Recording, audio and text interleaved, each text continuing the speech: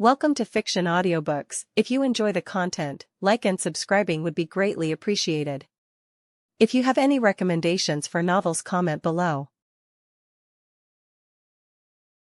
Please join my Patreon at https://www.patreon.com/fictionaudiobook. Chapter 75. I've found it. Nobara turned at the sound of Emi's voice. The older girl stood beside her, eyes closed, fingers locked into a precise hand sign. Something to aid in her sensing. The ability to precisely pinpoint curse energy signatures. It was a very useful skill, however Nobara did not like it. The way it demanded complete concentration. The way it left its user vulnerable. I usually have a way of protecting myself when I do this, Emi murmured, her eyes fluttering open. She smiled at Nobara, a smile that was too perceptive, too knowing. Nobara almost took a step back. Emi laughed. Don't worry, I didn't read your mind or anything that complicated. Then how did you? A mix of body language and common sense, Emi said simply. You're tense, but not for yourself.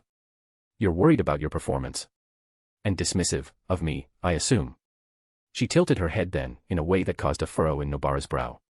Just like he does. For two reasons, I'd guess, Emi continued. 1, because you don't like how still I have to be while sensing. And 2. She studied Nobara, waiting. When the younger girl didn't react, Emi sighed lightly. I can't figure out the second reason. Nobara nearly exhaled in relief. Proof that Emi couldn't actually read her mind. Because if she could, she'd know exactly what that second reason was. Jiki. Emi rolled her shoulders, loosening her muscles as she prepared to move. Nobara seized the moment. Do you always have to stay still to sense cursed energy? Emi shook her head. Not always. It depends on range, cursed energy output, and whether the energy is being suppressed. Otherwise, it's easy enough to do while moving. In this case, I had to concentrate fully because of the range. My cursed energy is average at best, and if I had to run around searching, the curse would be dead before we got to it. Nobara clenched her teeth at the reminder. Jiki taught her this technique. It stung. She had tried to learn it once. But she had never been able to focus, never been able to stay still long enough. And now Jiki had passed it down to someone else. Another girl. Again. The fact that Jiki had also taught her something years ago was her only consolation. It looks like we're not the only ones trying to win this competition, Emi continued, either oblivious to Nobara's thoughts or polite enough to ignore them. The Kyoto students were split into teams just like Maki planned, and a pair of them is heading straight for the grade 2 curse. Nobara shoved her feelings down. Now isn't the time. She barely knew Emi. Didn't even know her grade. The girl had been absent from Jujutsu High for most of Nobara's time there. And judging by the sword she carried, her cursed technique, if she even had one, was probably nothing special. Where are we heading? Emi nodded north and took off. Her walk turned into a jog. Her jog turned into a sprint. And then she was gone. Nobara cursed under her breath and followed, tearing through the forest after her. The trees loomed around them, thick and endless, the scent of damp earth clinging to the air. Emi moved like a phantom, slipping between the foliage with effortless grace, her footsteps barely making a sound. Nobara gritted her teeth, pushing herself harder. She wasn't about to let this girl outpace her. She's fast, Nobara muttered under her breath, gritting her teeth as she leaped over a fallen log. Despite Emi's refined and composed demeanor, there was an undeniable sharpness in her movements, a practiced ease that hinted at experience. That irritated Nobara more than she cared to admit. As they neared their target, the cursed energy grew denser, a thick presence coiling through the air. Emi slowed her pace slightly, her grip on her sword tightening as her eyes scanned the surroundings. It's close, Emi said, barely above a whisper. And so are they. Nobara frowned, immediately understanding what she meant. The Kyoto students. A rustling from the trees ahead had them both halting in unison.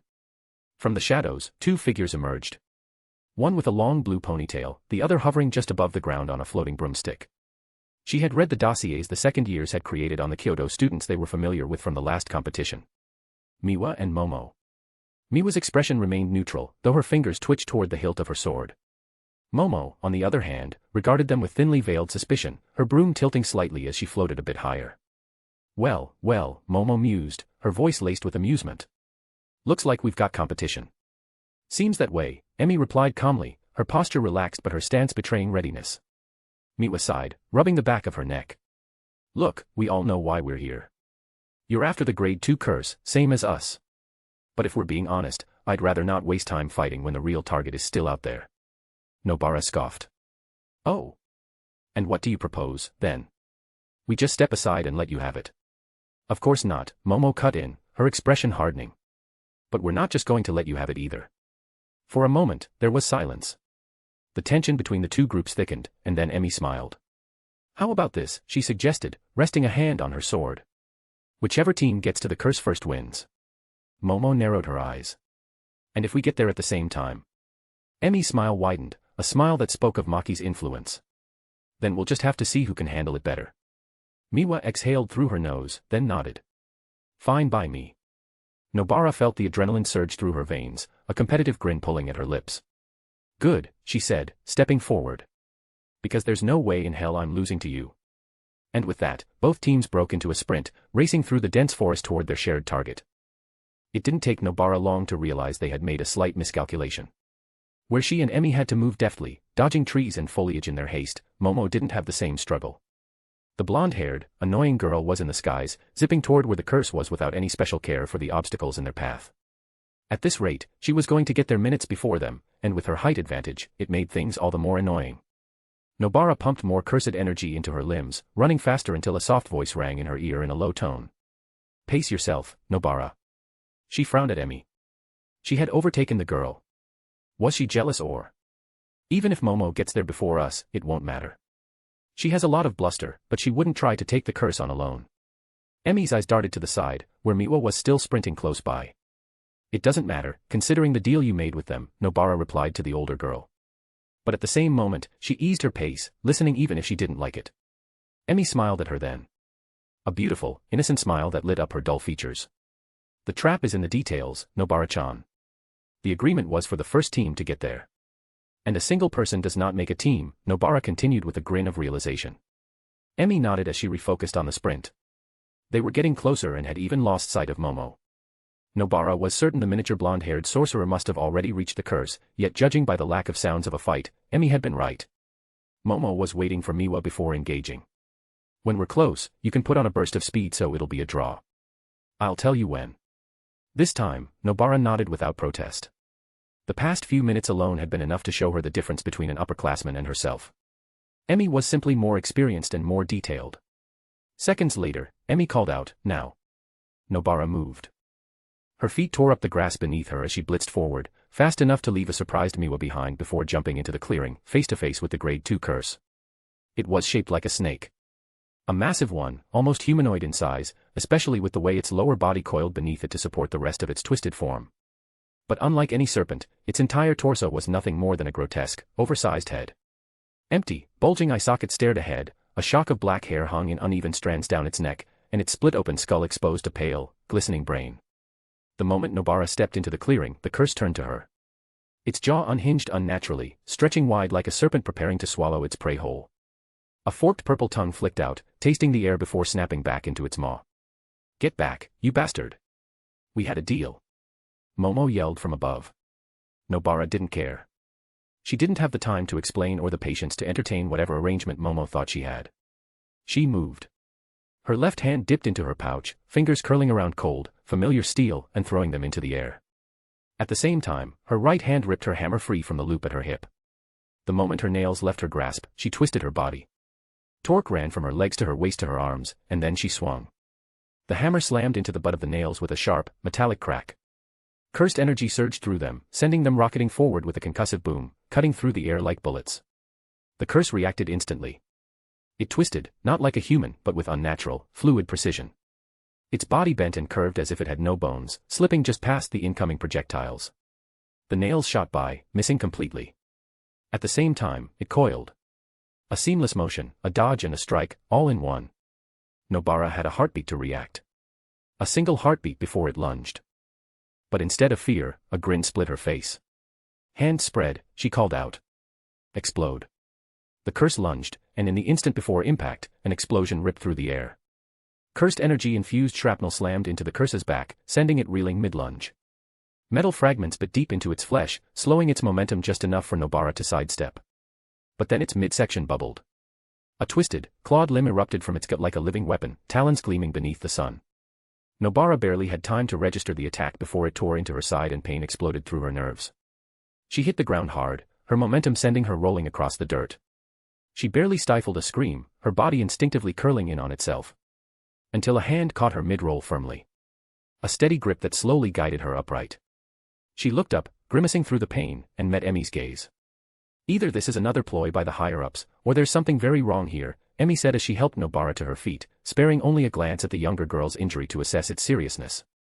Luckily for them, despite how much it hurt, Nobara had been braced to survive the full brunt of the curse's attack. She had channeled all her cursed energy into defense instead of simple reinforcement. What do you mean? Nobara asked as she turned her glare to the curse, which seemed to be slowly healing. Her empty left hand pressed against her wound while her right gripped her hammer tight. Meanwhile, the curse still looked confused, swaying on its coiled tail, oblivious to how she had hit it. If it were human and she didn't have competition from the other students, she would have explained how she had learned from her brief, almost fatal fight with Sukuna.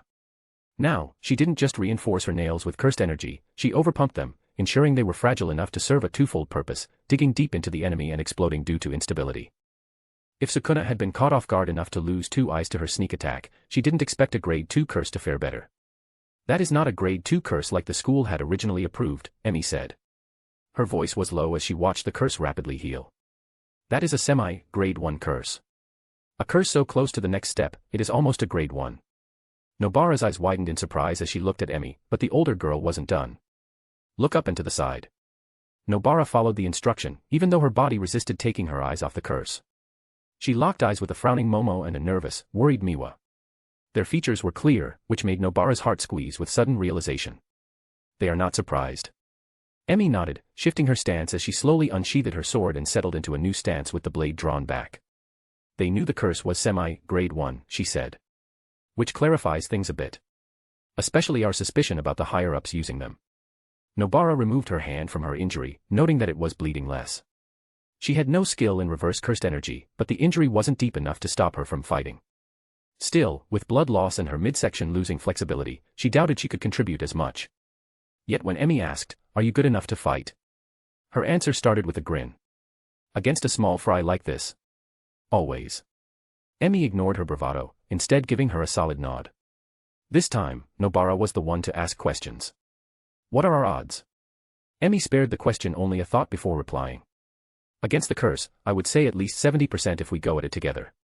If it manages to gain enough enlightenment in our fight and progresses to a grade 1 curse, then we will probably be forced to withdraw, which is a loss.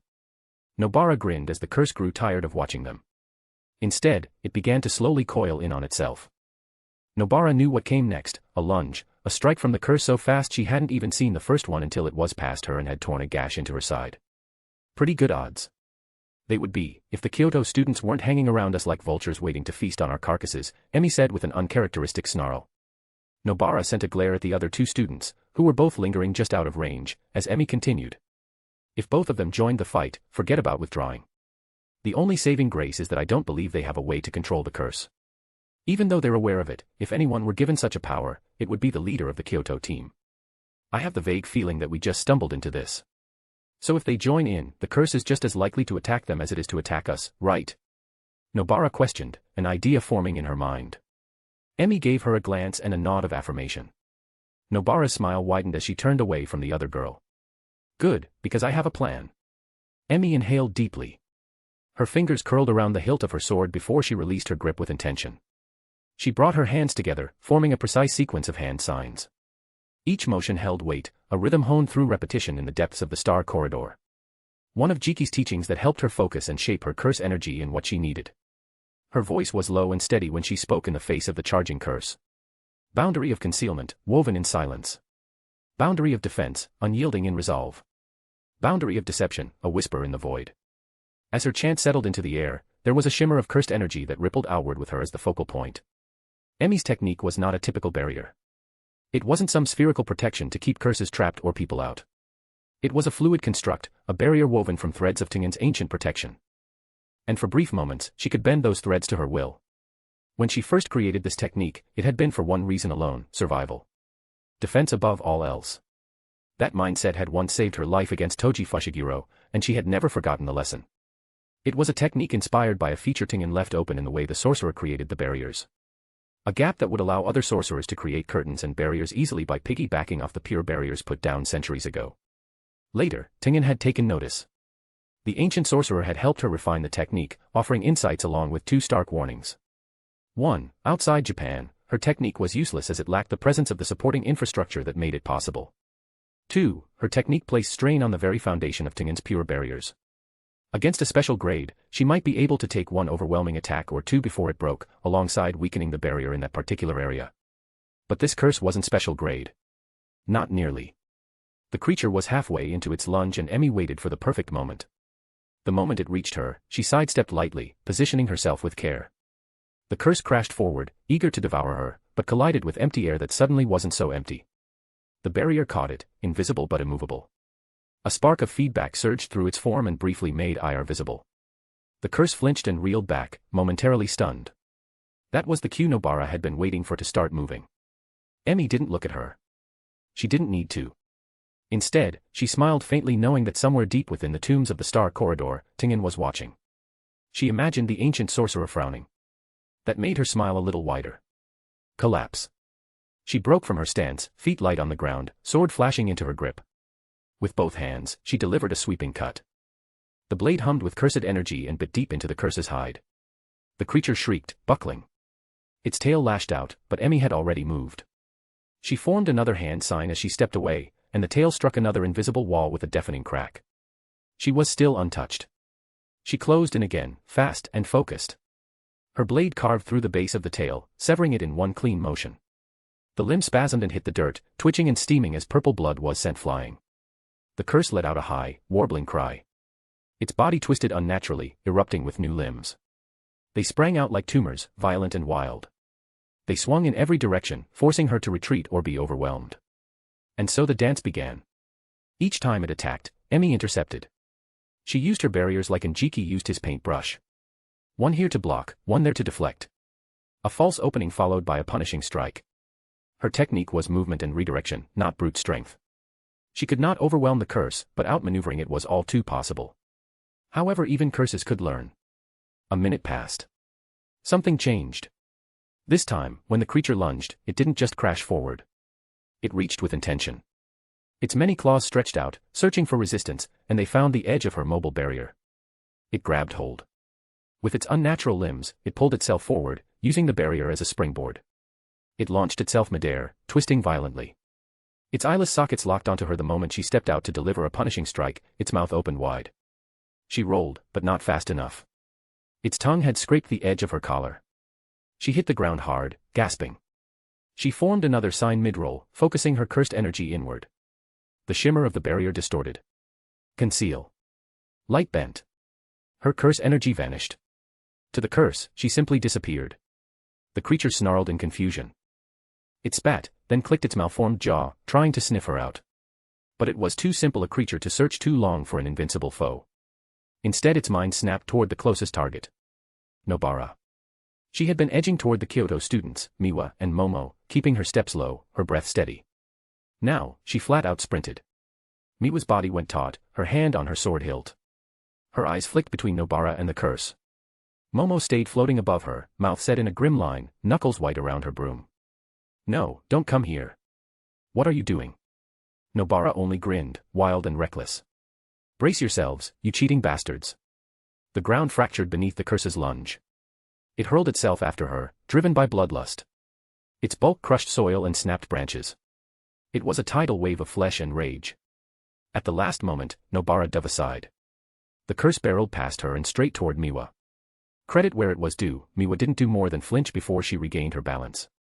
Her hand remained on the hilt of her still-sheathed blade and she dropped into her stance, her weight steady. She waited until the curse entered whatever range she used, then she whispered a command.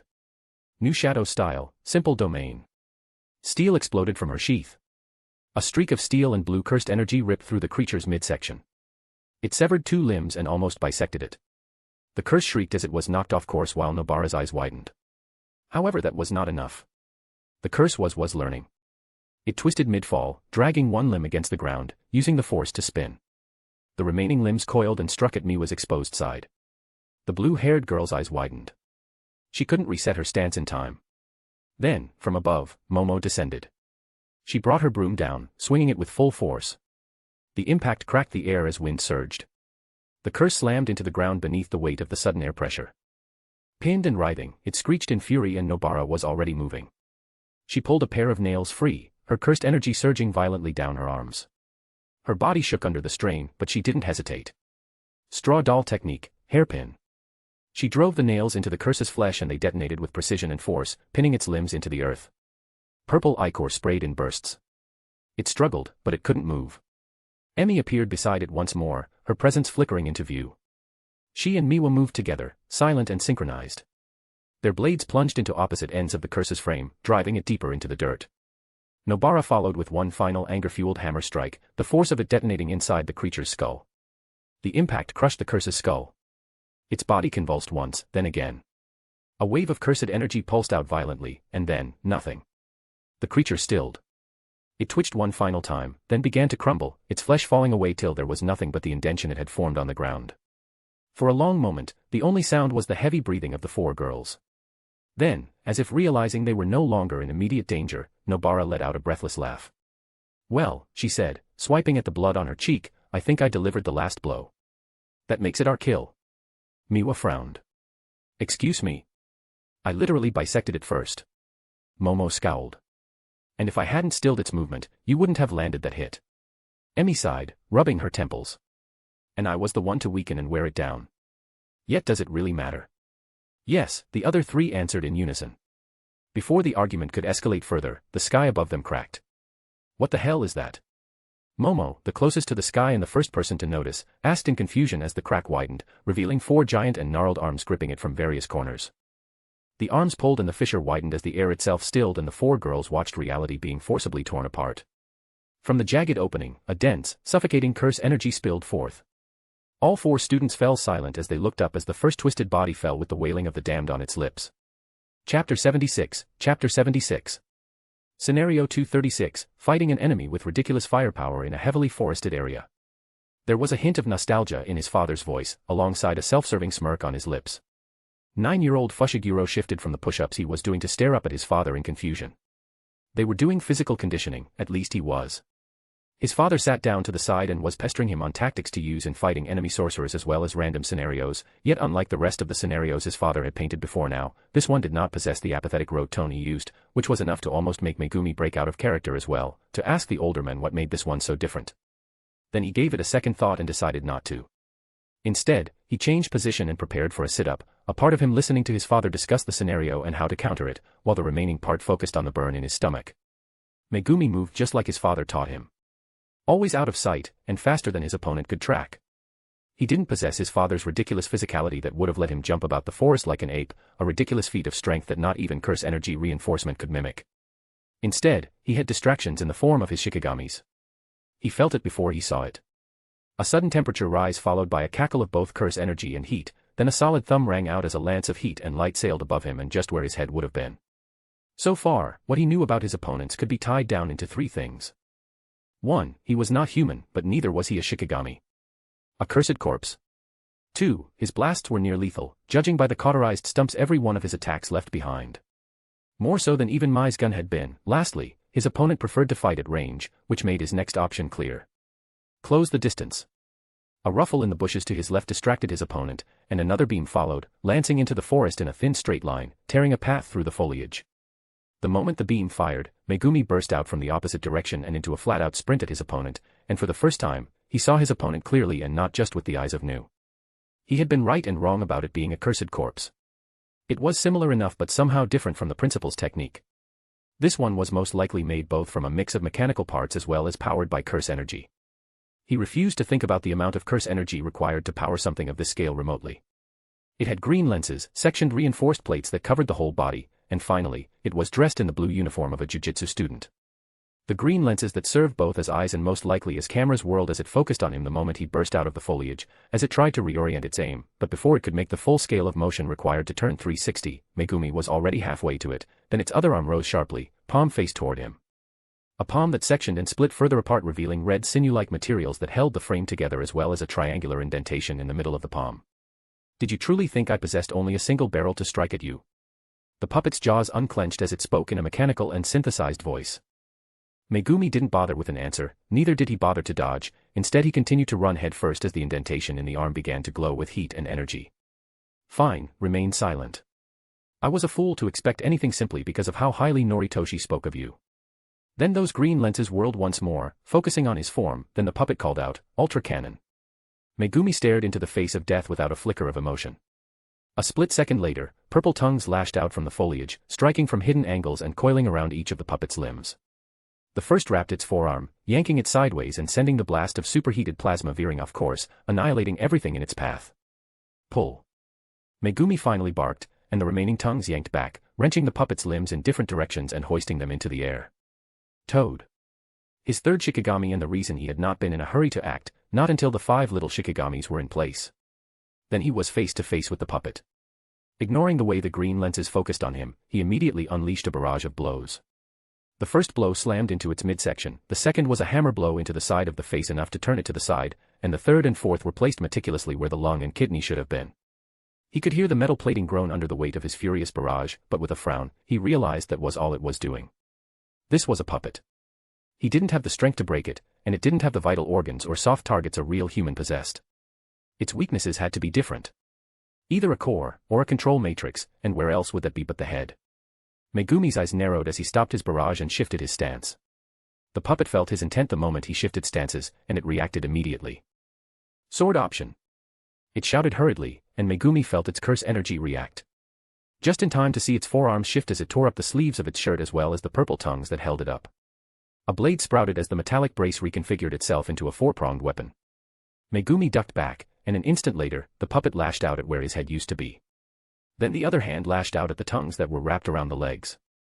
Megumi immediately dispelled the Shikigamis, sparing them the injury already inflicted on the first 2.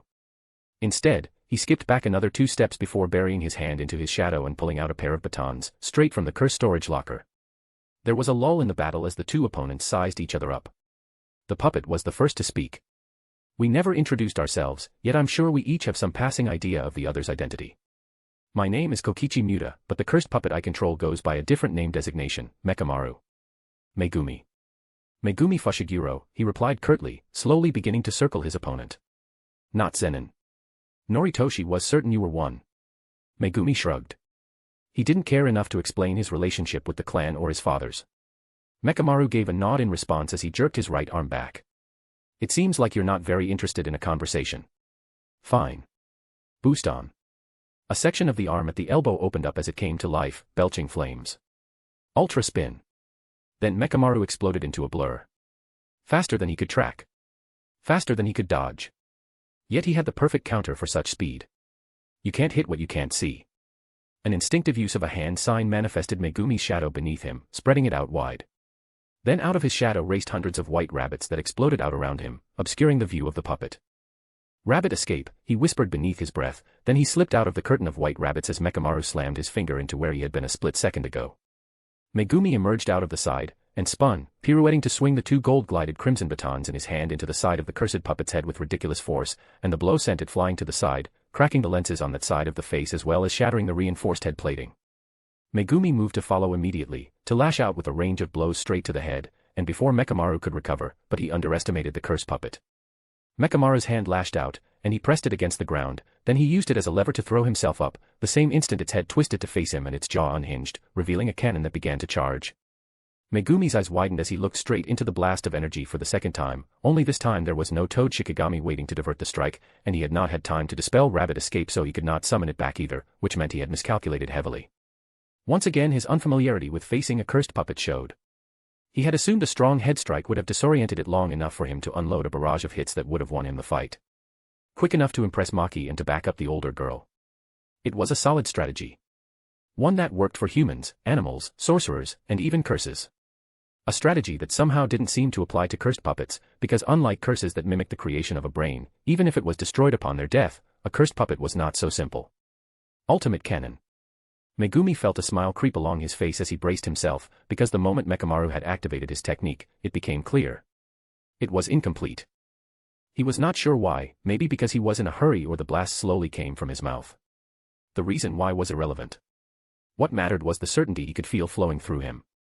I can survive this, was the thought that rang through his head, yet something an idea wormed its way into his head. A novelty. A way through. That doesn't mean I have to face it head-on. He murmured as his hands locked together in a new hand sign, his shadow widening beneath him as he fell back. Mechamaru waited and watched as his beam petered out. He scanned the smoke, one lens shattered, the other glowing faintly as the heat around him shimmered. The trees behind Megumi had turned to molten splinters, the ground was a scorched trench. Silence stretched thin. It was nearly impossible for this frame to express emotion, but satisfaction was not something that needed facial muscles or textured skin to express. He could almost feel it rolling off him. He had won. He could not wait to tell Miwa about it. Then the shadow beneath his feet shifted. A wet noise like a squelch rang out as a hulking Shikigami burst free from beneath his feet. 10 shadows, piercing ox. He heard Fushigiro's voice call out, and out of his own shadow burst a Shikigami. A creature born of ink and curse, muscle, and shadow, the massive bull slammed upward from Mechamaru's shadow, leaving the puppet with only a single second to see the black-haired boy hanging onto the Shikigami with a death grip as he rode it. Mechamaru tried to raise an arm, but even he knew it was late. They were too close. Piercing ox crashed into the puppet like a truck, all weight and momentum. The force buckled Mechamaru's frame, hurling him back. Trees snapped like twigs. Megumi leaped off mid-impact, twisting midair. He landed hard and rolled, but he was on his feet a second later, and he had already begun to move once more. Batons in hand, he followed the trajectory of Mechamaru's broken flight. The puppet skidded into the dirt, piercing ox's massive horns had gored it while dragging it along the ground, carving a trail as sparks were sent flying from the cracked plating. One lens flickered. The puppet's arm valiantly rose when piercing ox's momentum slowed, and Mechamaru pressed the arm to the Shikigami's side. But Megumi was already there. Baton in hand, he struck the extended limb and sent it upward, where it released its impotent blast. Megumi noted its abysmal output of curse energy. The puppet didn't seem to feel pain or injuries, otherwise, the fight would have ended the moment his Shikigami gored it, yet some things remained. Laws of jujitsu that could not be avoided. A hurt body meant a reduction in cursed energy output. He lashed out with the second and third strike of the baton that dented the skull.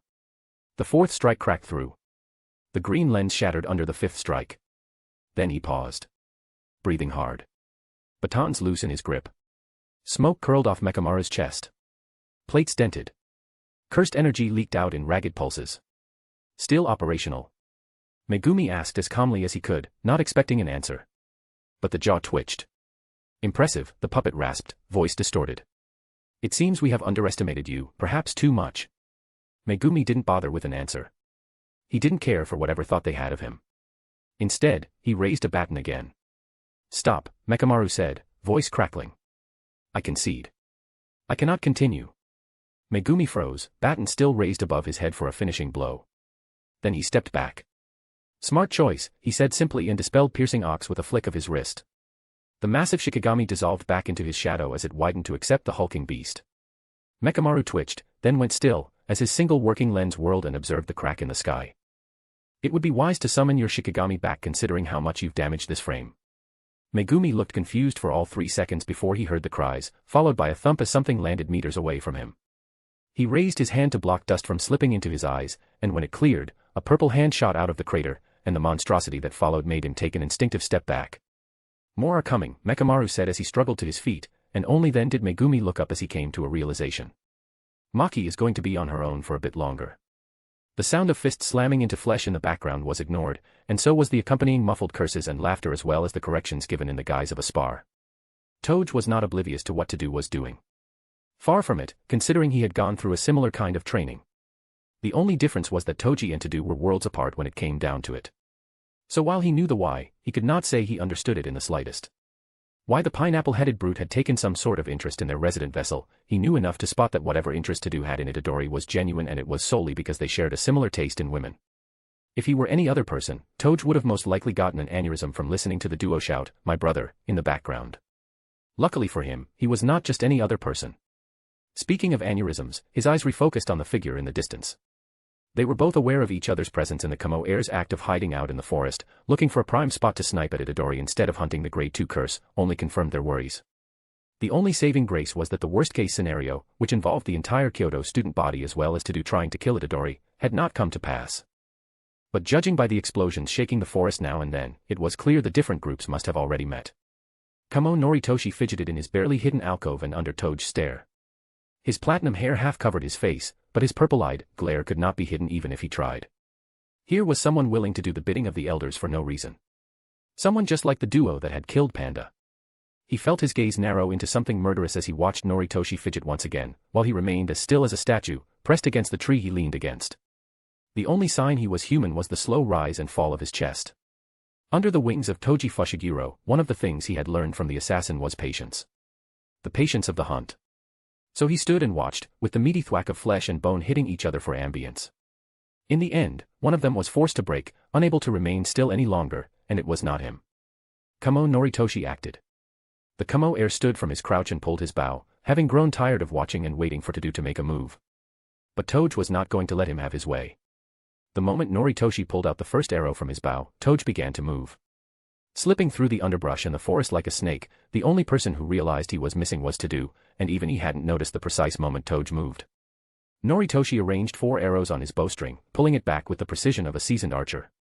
His stance was flawless, his focus razor-sharp as he aimed at Sukuna's vessel's unguarded back. Every variable had been accounted for, except for the Inamaki scion, who vanished the moment Noritoshi started preparing his attack. However, the threat Toge brought was too low to disrupt his plans. Noritoshi had already prepared countermeasures by using cursed energy to muffle his words in case things went awry. He couldn't maintain it for long, but it should be enough for a quick fight. He'd also prepared countermeasures for his rebellious classmates' interference. Noritoshi had not spent the last few minutes hiding in the tree for nothing. He'd been watching with his eyes uncharacteristically wide open, calculating angles, trajectories, wind speed, and the subtle movements of his classmates, including Todo. All while enduring the unfeeling glare of Inamaki Toge. Ignoring it, he drew back the string, the tension in his arms and mind as taut as the bow. Firing multiple arrows at once was borderline impossible for most people if they were human. But Noritoshi Kamo was no mere human. He released his grip on the string, and with a sharp twang, multiple arrows shot forth. The projectiles tore through the air with deadly precision. But a simple fact disrupted his perfect plan: he didn't fully understand the Inamaki technique. Blast away. The words, incomprehensible to his ears, had an immediate effect. The forest trembled, and his arrows froze mid-flight. Before Noritoshi could react, they reversed direction, tearing back toward him. His eyes widened in shock as the arrows slammed into him 2 times faster than he had shot them, piercing his shoulder and stomach. The force sent him flying backward, crashing into the roots of a massive tree. His bones rattled as pain lanced through his body. Blood soaked into his uniform as he struggled to push himself upright, his fingers shaking as they gripped the bark. With a grunt, he ripped the arrows out and tossed them aside. He ignored the bleeding as his mind raced, analyzing the situation. His own projectiles had come back at him, guided by Toge's cursed speech. He hadn't even seen the Inamaki, hidden as he was in the foliage. He had underestimated the power of Toge's cursed speech and the Inamaki clan in general due to their inability to measure up to the 3 great clans. That dismissal had made him underestimate the purple-eyed teen. He had assumed cursed speech only worked if you could hear it. That assumption had cost him dearly. He wasn't sure of the specifics, but he'd learned enough. The next time he would be ready. Toge at least needed a clear line of sight to use his technique, a disadvantage he didn't suffer. Noritoshi clenched his jaw, forcing out a labored breath as he pulled new arrows from his holster. He spat blood onto them, then fired them into the forest, his blood acting as a homing beacon. The cursed energy infused into the arrows should have been enough to track down Toge. Before he could even finish his thought, another word rang out again. Break. Noritoshi's eyes widened as he felt the effect even if he couldn't understand the command. His connection to the arrows shattered. The world spun, and he knew Toge was still coming for him. The Inamaki was relentless, and staying in the forest was a death sentence. He needed to move, needed to change the environment and shift the battlefield to one that favored him. He bolted out of the forest, the hairs on the back of his neck prickling with the sense that Toge was still on his trail. His body screamed with pain, but he pressed on. Even if he managed to defeat Toge, he wouldn't be in any condition to pursue Sukuna's vessel. That meant he had to trust the principal's plan, hoping the semi-first grade would be enough to handle the vessel. His legs carried him into an abandoned section of the school, and he dashed into a 2-story building. The tight spaces inside would give him an edge. He raced up the stairs, making his way to the top floor, where he finally stopped, positioning himself in the hallway and watching the stairs below. His breath was shallow, but his mind was clear, every sense alert. Bow raised and ready to fire. A minute passed, and he felt the faintest stir of unease. Where was the Inamaki? Before he could process the thought, the wooden wall beside him exploded. He spun on his heels, but it was too late. His eyes widened for the 3rd time that day at the sheer unpredictability. Toge had climbed up the side of the building, bypassing the stairs entirely. The Inamaki scion shot through the debris, feet slamming towards Noritoshi's head. He had all of a second to interpose his bow before the blow smashed through it and sent him tumbling, disoriented into an empty classroom. He rolled with the impact, but his head rang as his vision blurred. His back hit something solid, and he scrambled to his feet. A shake of his head cleared his sight. His bow had dulled the blow enough. Noritoshi's grimace curled into a smile. Toge had just made a mistake. Toge walked into the classroom, footsteps nearly non-existent and eyes brimming with restrained anger. Noritoshi's smile twisted into a frown. He was not sure what he had done to deserve the anger the Inamaki gave off, but he was going to find out sooner or later. You have to understand this goes beyond this competition, don't you, Inamaki? Noritoshi asked, his voice drawing steady. He studied the teen in front of him, noting the angry purple eyes, the furrowed brow, and the faint redness in his throat. This competition is merely a font for our cause. A cause that is right and just. I thought if no one else among your classmate understood, you would. You, the scion of one of the clans, even if you are of a lesser stock. If the others fail to see it, you must understand the danger Sukuna's vessel represents, the danger that Gojo Satoru's teachings bring to our society. Toge didn't reply. Didn't even mother with the hand signs the Inamaki were rapidly being known for. Instead, he moved forward, slowly, his eyes unwavering. There would be no convincing the other student about the righteousness of his path. Which meant this would end with a fight no matter what. Noritoshi's mind raced as he calculated the variables. Toge had stamina, no doubt, and his cursed speech was a powerful weapon. But there was a limit to how much he could use it. His throat was already showing signs of strain. That was his weakness. A sharp smile tugged at his lips. He needed to outlast Toge, then he would strike at the right moment with his full power. His fingers twitched in anticipation as he shifted focus to himself. He was injured, with 2 arrow wounds and possibly a concussion. Which meant outlasting the Inamaki was a gamble too high. Instead, he needed to finish this quickly. He straightened, taking a steadying breath. His mind was clear now. His body roared to life as he whispered, flowing red scale. His heart beat with a solid thump at the self-induced doping. Heat flooded his veins. His pulse thundered in his ears, pushing his body to new heights. The ache in his limbs faded, replaced by an electrifying focus that sharpened his senses. His eyes snapped open. Red markings painting them. Every shift in Toge's posture, every subtle movement, he saw it all. He didn't have much time, but he didn't need much either. Instead, he charged forward in the same instant the Inamaki did. Neither of them noticed the sky crack open. Chapter 77, Chapter 78. Are you the strongest because you're Gojo Satoru, or are you Gojo Satoru because you're the strongest? That was a question that had been asked of him years ago. One that, even years later, he still didn't have an answer to. The question was a low blow, designed to hurt him, not physically, for Geto had not managed that feat yet, but psychologically. Geto was one of the few people who knew so much about his original isolation and objectification in the Gojo clan, for right from his birth he was deemed different. With that question, Geto had questioned his identity and sense of self, and the shock of that had frozen him for long moments. Perhaps it would have kept him frozen and indecisive in some way if Jiki had not been there to stand by him. He grinned as he appeared on the city's outskirts, meters above the ground, and watched the 2 figures that stared up at him. Gojo Satoru bore the weight and burden of the strongest easily because he knew that soon enough, he wouldn't have to bear that weight and burden alone. Just long enough. Very soon, he won't have to run over at the slightest danger to their all-too-fragile world. He won't be run ragged and forced to worry about what his very unlikely but still possible death would mean to those that he shaded beneath his wings. Soon. So with that final thought, he waved down at the 2 figures before calling out, "Hello." He didn't receive an answer. Perhaps they didn't hear him, he mused, a hand on his chin with playful contemplation.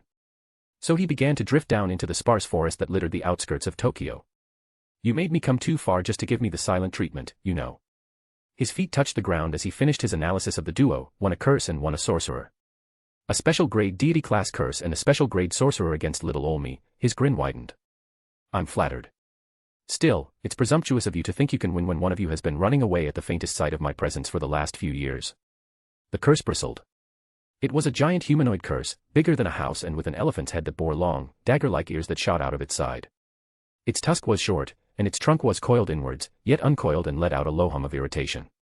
Its slanted eyes stared down at him with something close to hate while its 4 arms clenched and unclenched themselves in anger, the prayer beads wrapped around its arms rattling with the motion.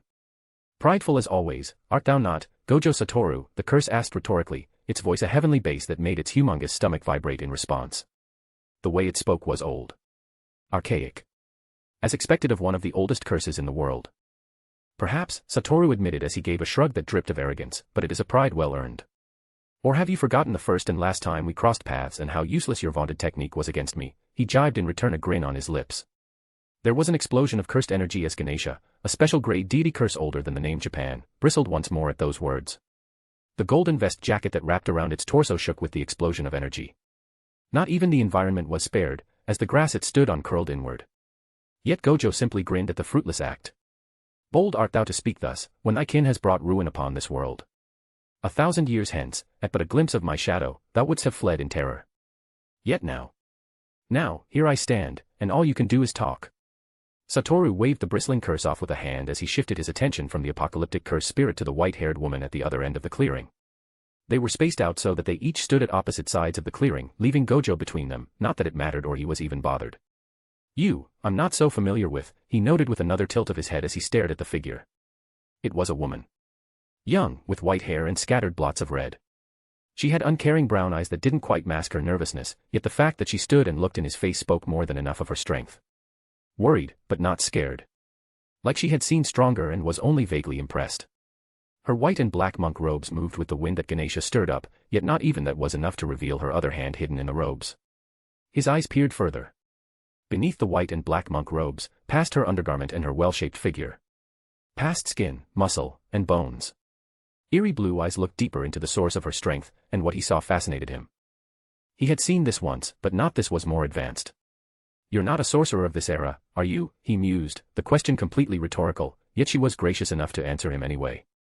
This was a sorcerer from the Heian era using the body of a random person as a meat puppet, much like what Yaruza had planned to accomplish.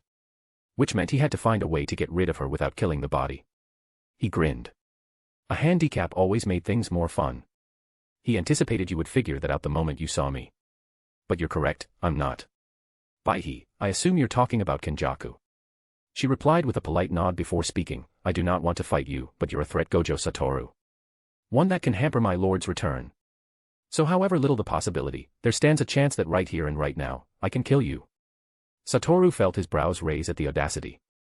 Even more than what his sight spoke of, those words stamped the fact that this woman, whoever she was not a sorcerer of this era.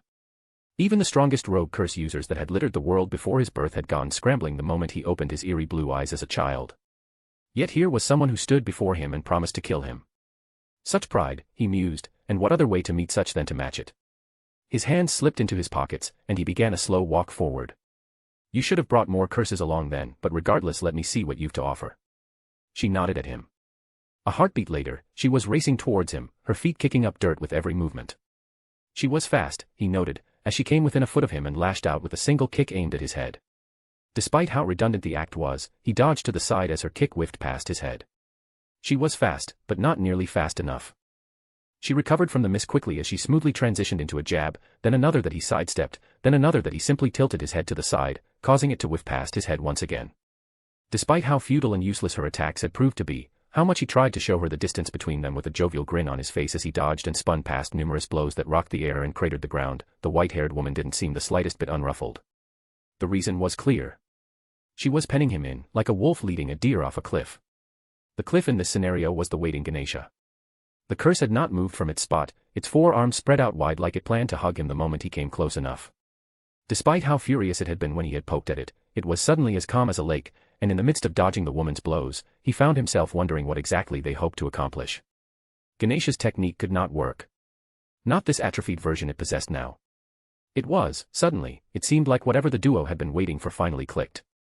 Satoru drifted close to Ganesha, and the curse moved, its cursed energy coming to life. For that split second that it did, Satoru shifted his attention in full to the special grade deity curse. He had calculated the distance between the woman and him and had discarded her as a threat. Yet instead of an attack from the deity, it slammed its hands together and called out its technique with that same reverberating voice. Curse technique, obstacle remover. There was a glitch, a malfunction, and a failure that forced Satoru's eyes to widen from beneath his eye wraps. The duo were not done. Curse technique, ice formation. He looked down and his feet were encrusted in ice. A split second later, something entered his range with speed. His eyes drifted down to the soft earth that he stood upon and watched in complete slow motion as a root speared out of the ground fast enough to blow dirt and soil into the air and buried itself into his side. The sharp pain as it pierced his skin forced his eyes to widen further, as did the feeling of organs rupturing, flesh ripping, and skin tearing as the spear of wood made its way out of his back. He was not given the grace to stagger. Instead, he looked down at the point of contact, where ice froze his leg to the ground. Then his eyes drifted further up to where the spear had gored him. The pain was a distant thing, hidden beneath confusion. Impossible, he found himself whispering as his eyes drifted to the elephant-headed curse that had its 4 arms locked into a hand sign. It was still, unmoved, yet there was a smile on its face, barely hidden beneath the trunk. A smile that spoke of satisfaction. Thou art going to die here today, Gojo Satoru. X. Todo pulled his fist out from the guts of whatever he just killed. The clearing they had been in had been transformed into a slaughterhouse, the original spar that had been put on hold when monsters fell from the sky. Now they were applying what he had thought his newfound brother. What are these? Yuji whispered, and he turned around to face the younger boy, projecting an air of confidence and surety at the same moment. It does not matter, my brother. All that matters is finding the rest and leaving the forest. I'm sure Gojo Satoru is on his way, he proclaimed with surety, even though he knew it was a lie. He had felt the simultaneous explosion of cursed energy farther off as well. Felt the thickness of it and knew for certain, Gojo Satoru won't leave that to come here and face these small flies. But his brother didn't need to know that, and everyone was always soothed by the thought that the strongest sorcerer was coming. Yuji gave a shaky nod, as his eyes drifted to the body beneath him. Yellow and green mottled skin, a distended face that still wept blood even in death. Red, pulsing blood. He needed to distract Yuji before he thought too much about what that might mean, so without further ado, he clapped his hands together to draw attention as he called out, "Come now, my brother, off we go." He began to walk, leaving the clearing filled with broken bodies that bled red. Noritoshi and Toge are the closest to us, we should be able to regroup with them soon. The moment he crossed the clearing, his blood-stained back toward Yuji, his affable expression shifted into a frown. Home, home, send me home. Knives are for cutting, not cooking. New warbling screams rang out. The forest was infested with hundreds of whatever these creatures were. He had a good suspicion about what they faced. Despite how impossible it should be, curses did not simply bleed red, and they most certainly did not leave bodies behind. The conclusion was clear to anyone with a smidgen of his IQ. It was a good thing his brother had not realized it yet. Where to now? Yuji asked from beside him. The younger boy was still trying to wipe his blood-stained knuckles. Wide puppy brown eyes looked up at him, and he gave a boisterous grin in reply. Onwards, my brother. I can feel where Toge and Noritoshi are fighting. It was a fight he was certain the 2 students were winning against the monsters. The monstrosities had proven simple. No real tactics beyond swarming their enemy. No real fighting skill beyond making use of their inhuman strength and robust physique. Their lack of cursed energy manipulation meant that they were like naked fishes in a barrel, an act that opened them up to be brutally attacked by cursed speech. Todo found himself idly wondering if anyone was keeping count of how many they killed as well.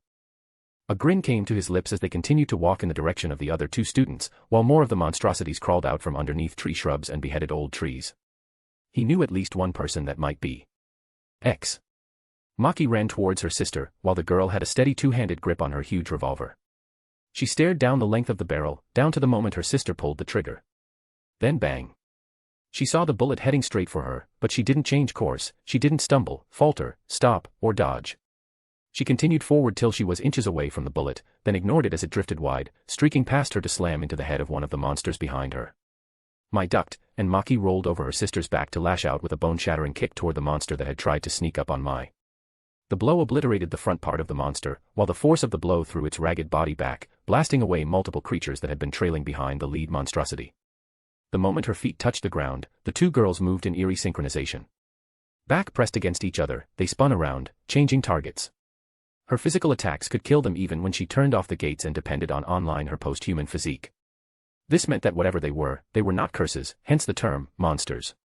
Maki had created distance by knocking back the monsters that were now on Mai's end, and her sister made ruthless use of the opportunity offered.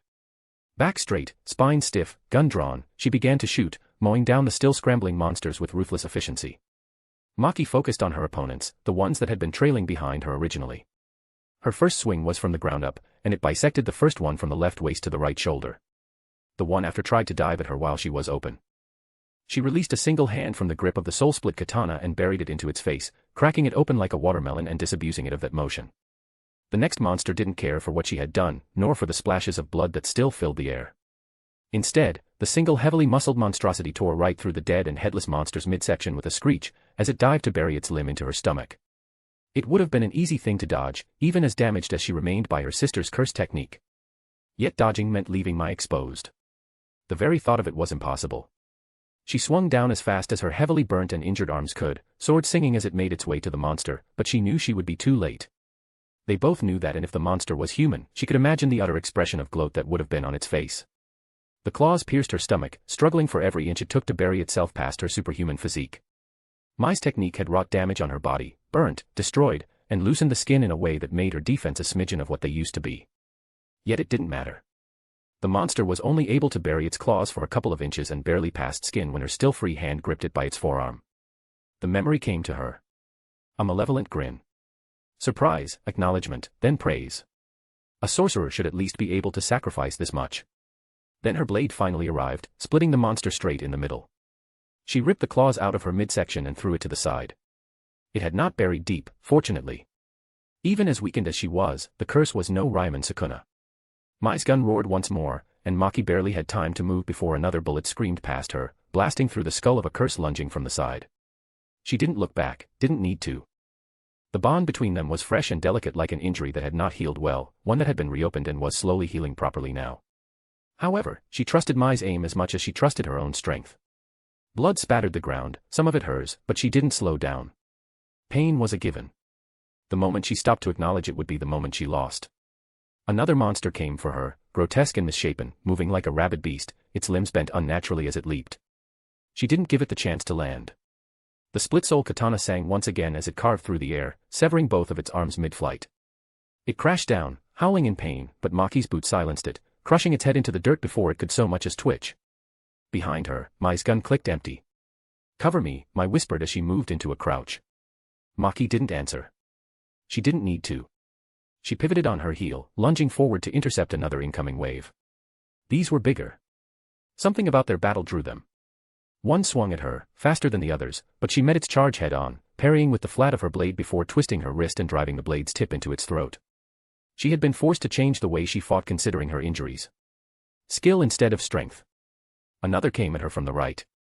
She felt it before she saw it, reacting purely on instinct, her body moving before her mind could register. She ducked low, sweeping its legs out from under it, then drove her heel down, crushing its spine with a sickening crack. Mai was already reloading. She slammed the cylinder shut and fired over Maki's shoulder, her bullets weaving through the chaos. Each shot was a death blow. Maki grinned. This was it. This was how it should have always been. How they should have always fought. Not against each other, but together. There was a lull in the fight as all around them were bodies, and not a single enemy stood tall. Maki exhaled sharply, flicking the blood from her blade. Behind her, Mai fired into the mass of scattered bodies at the slightest hint of a twitch with cold efficiency. Then for a brief moment, all was still. Then Mai spoke, breaking the silence. "You're bleeding all over the place, idiot." Maki huffed in response, wiping her mouth with the back of her hand. "It's just a scratch." Mai snorted. "Yeah. Tell that to the hole in your stomach." Maki just grinned, ignoring the burning pain. "It's not too big, plus we're not done yet." "Not if you drop dead and die, we're not," Mai bristled. "Come on, let's keep going. Whatever is happening everywhere in the forest. We need to regroup with Mechamaru and Megumi." Mai began to hurriedly strut forward, her injuries tamer considering how much Maki had held back. Despite the harsh way she spoke and acted, Maki spotted the worried and complicated glance the other girl sent her way every few seconds, and that alone was enough to keep her grin on her face. They might not be there yet. Their relationship was still a fragile thing, one that had been hurt and broken once, but they had taken the first steps, and that was what mattered. Chapter 78, Chapter 77. "I'll be the first to admit that this is turning out more interesting than I would have thought," Mei broke the silence. Her head was placed on her desk, and even her eyes were closed, but it was clear she could see the different fights happening at once better than the rest of them could, even if they were watching it from the same screen. They seemed more fired up than usual. "I don't think the last Goodwill event was this competitive," Kusakabe spoke up next, his hands clasped together as he focused on the scene between Kamo Noritoshi and Toge and Maki. "Technically, isn't the competition over?" Ijichi asked from his place down the line in confusion, as he was one of the few people watching the four girls bicker over who killed the curse. Gojo laughed in response. "Maybe. But it is still undecided who truly killed the curse, ignoring the little detail of how it was a semi-grade 1 instead of a grade 2. The white-haired Gojo turned his head to the back, a grin on his face as the one-eyed old man stared back at him. Nobody in this room was stupid. Everybody was expecting some manipulation of the competition, at least on some level, but to replace a grade 2 curse for a semi-grade 1 was reckless. There were only maybe 3 students that could have taken it down, and if it needed to be a flawless victory, there were only two that came to mind, Todo and Maki. Yet fortunately for the rest of the students, 4 people had stumbled upon it together, and that had been enough to wear it down. No, the competition hasn't ended, Principal Ganjuge replied to Satoru. His posture was hunched over and his hands rested on his cane. Yet his sole eye, which had seen fit to glare at Satoru all day, suddenly found greater interest in what was happening on the screen as he continued speaking. There must have been a mix-up somewhere. Either that, or the semi-grade 1 somehow managed to stumble into the forest. I'll praise the overachieving act, but the mission was to kill the semi-grade 2, and until the students accomplish that or time runs out, the competition is not truly over. There was silence in the room, not just because of the principal's words, but because of the way he had said them. In a tone that portrayed dismissal for all that mattered. And as the oldest and officially the highest-ranking sorcerer present, his words were law here. Perhaps if there wasn't a white-haired maverick present to gainsay him, that would have been where the conversation ended. Unfortunately for the old one-eyed man, there was one, and he was all too interested in poking needles into the theory. Do you rate Master Tingen so lowly? Satoru started, his smile shifting into a smirk as he turned fully to face the older man, who had gone white. A fish who had just realized it had bitten the fisherman's bait. To call Master Tingen, a founding pillar of the Jujutsu Society, an incompetent was a social faux pas of an unimaginable variety. Principal Ganjuge immediately began to make a try at damage control. Of course no, but Gojo Satoru had tasted blood already and was not willing to let the old man go. To believe that Master Tingen was so incompetent as to raise weak barriers that somehow could not manage to hold back or isolate a measly semi-grade 1. Hell, even Jiki here can do something like that. Principal Ganjuge spluttered, while the aforementioned Jiki shrank deeper into his chair. The classroom remained silent, as most people suddenly found the screen so interesting to look at. With the exception of Mai, who had turned to observe the altercation with a cat-like smirk on her face, and Principal Yaga, whose eyes coolly remained hidden behind his glasses, his face stone-cold. A few years ago, he would have been the voice of reason. The one to hold his former student back. A few years ago, his beloved panda was alive. Of course, Master Tingen is not inept. Satoru tilted his head at that flustered reply from the Kyoto principal. No. So you would agree with me that while Master Tingen's barrier is not incompetent, someone present was. The person that was in charge of capturing the curses and locking them behind the barrier Master Tingen had created. Satoru didn't bother to turn his head, but it was clear when his attention shifted. Whose job was that again, Principal Yaga? Principal Yaga didn't hesitate with his reply. His hands folded, his voice hard. Principal Ganjuge, I believe. This time, the whole room's focus was on the older man. Gone was the disguised act of watching the various fights happening on the screen. Rare was it for someone's schemes to be brought out so clearly into the light. Rare was it for anyone to dare expose such schemes, even if they were true. But above all, rarer still was a person born with both the blessed 6 eyes and the limitless technique together, and the pride and surety of strength that came with such gifts. Gojo Satoru was on a roll and he didn't look to be stopping anytime soon. Principal Ganjuge's wandering eyes that searched the room for some support made him seem only weaker. In fact, I do not believe that there was ever any semi-grade 2 present in the first place, considering this has been going on the whole afternoon and we've not seen one. Mei's technique is not infallible, Principal Ganjuge replied immediately, strength in his voice as he suddenly had a strong point to rally around. We had not seen the semi-grade 1 either till the students wandered up to it either. Multiple eyes drifted to the aforementioned woman, who simply shrugged in reply, her cat-like grin imprinted on her face. Like a Jiki, she had no interest in getting between two heavyweights arguing.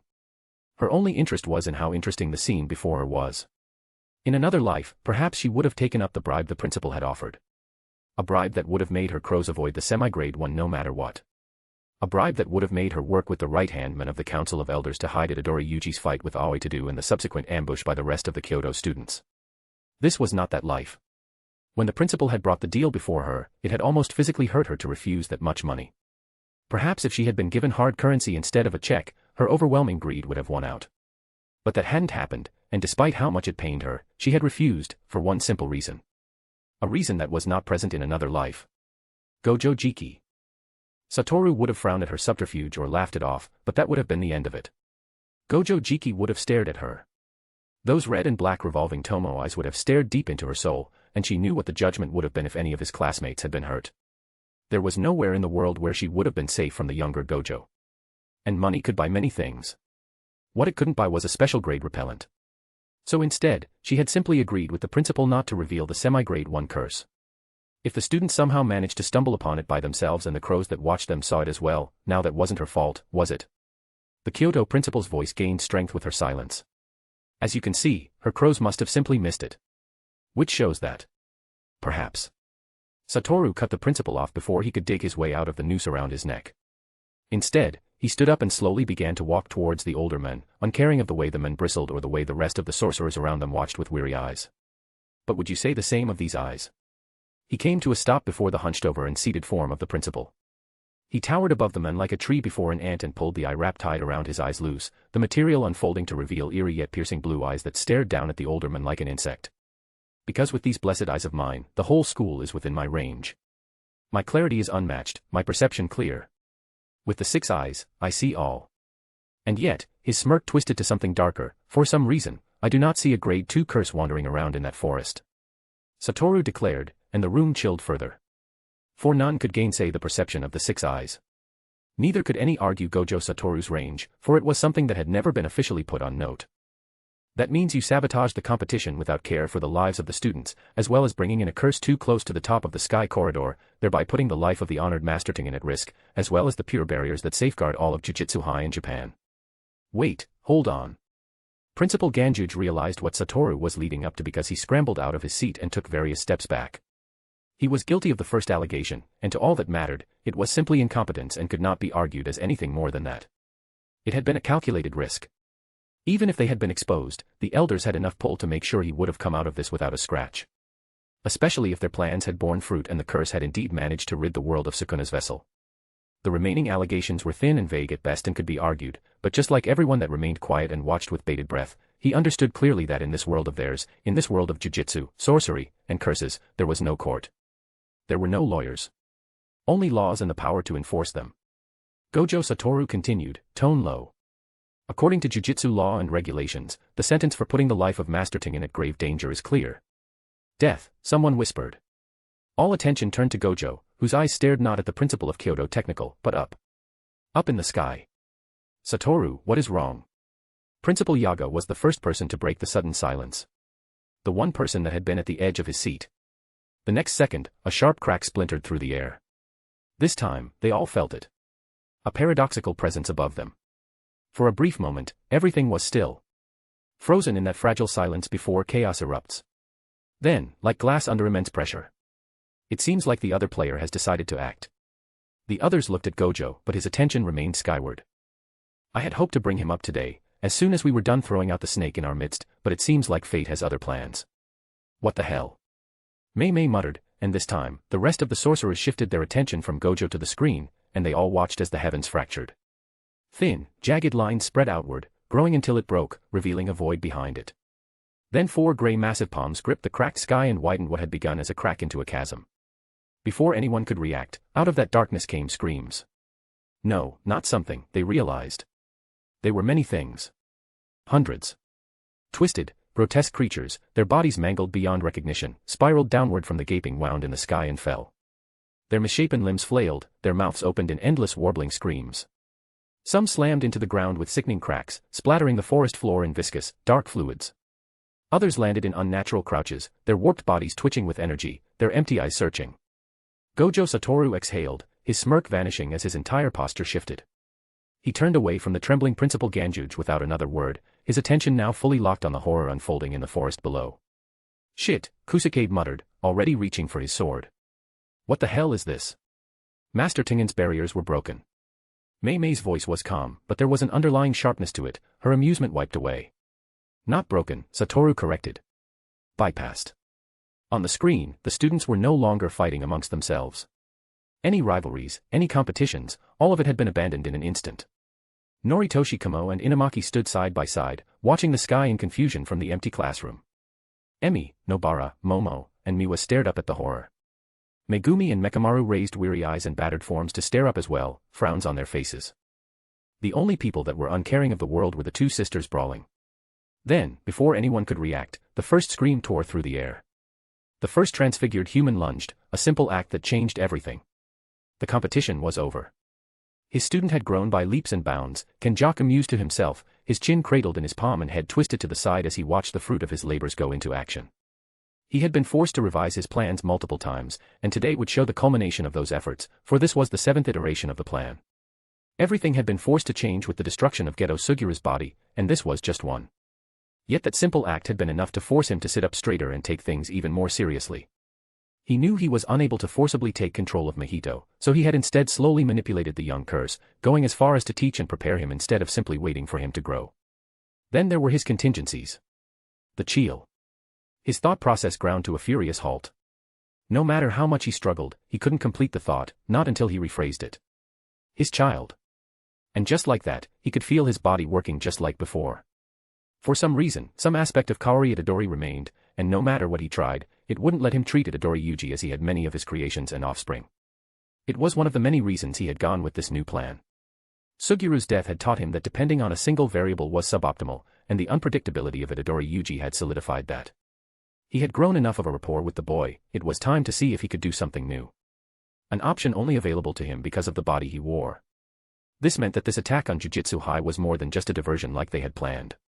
It was why they didn't bother to make a barrier. No, unleashing Mahito's transfigured humans was to distract the rest of the student body from Mahito sneaking in and searching for Sukuna's fingers. Considering they were not certain of where exactly it was kept, he would need time. Time that a barrier that stopped solely Gojo Satoru wouldn't give them, so he needed something that would keep the strongest sorcerer of the modern era busy.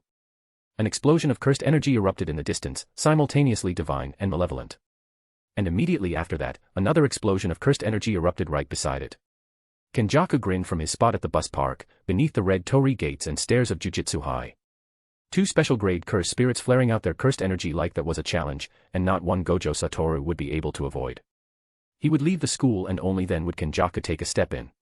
If Kenjaku was lucky, Gojo Satoru would die today. But Kenjaku was not one to put much stake in luck, so instead, he was simply going to use today as a testing ground. Yet somehow, he couldn't get the thought out of his head. What if? An attack. Kusakabe was already moving to his feet, sword in hand. The students are in danger, Yagi noted stiffly, but their worries were brushed aside. Gojo Satoru took a step forward, and that was enough to draw all the attention to him. He grinned down at them, like he had not been about to commit rules and regulations-sanctioned murder a split second ago. Not while I'm here, his words were cut short as they all felt it. Multiple curse energy explosions of the special grade variety.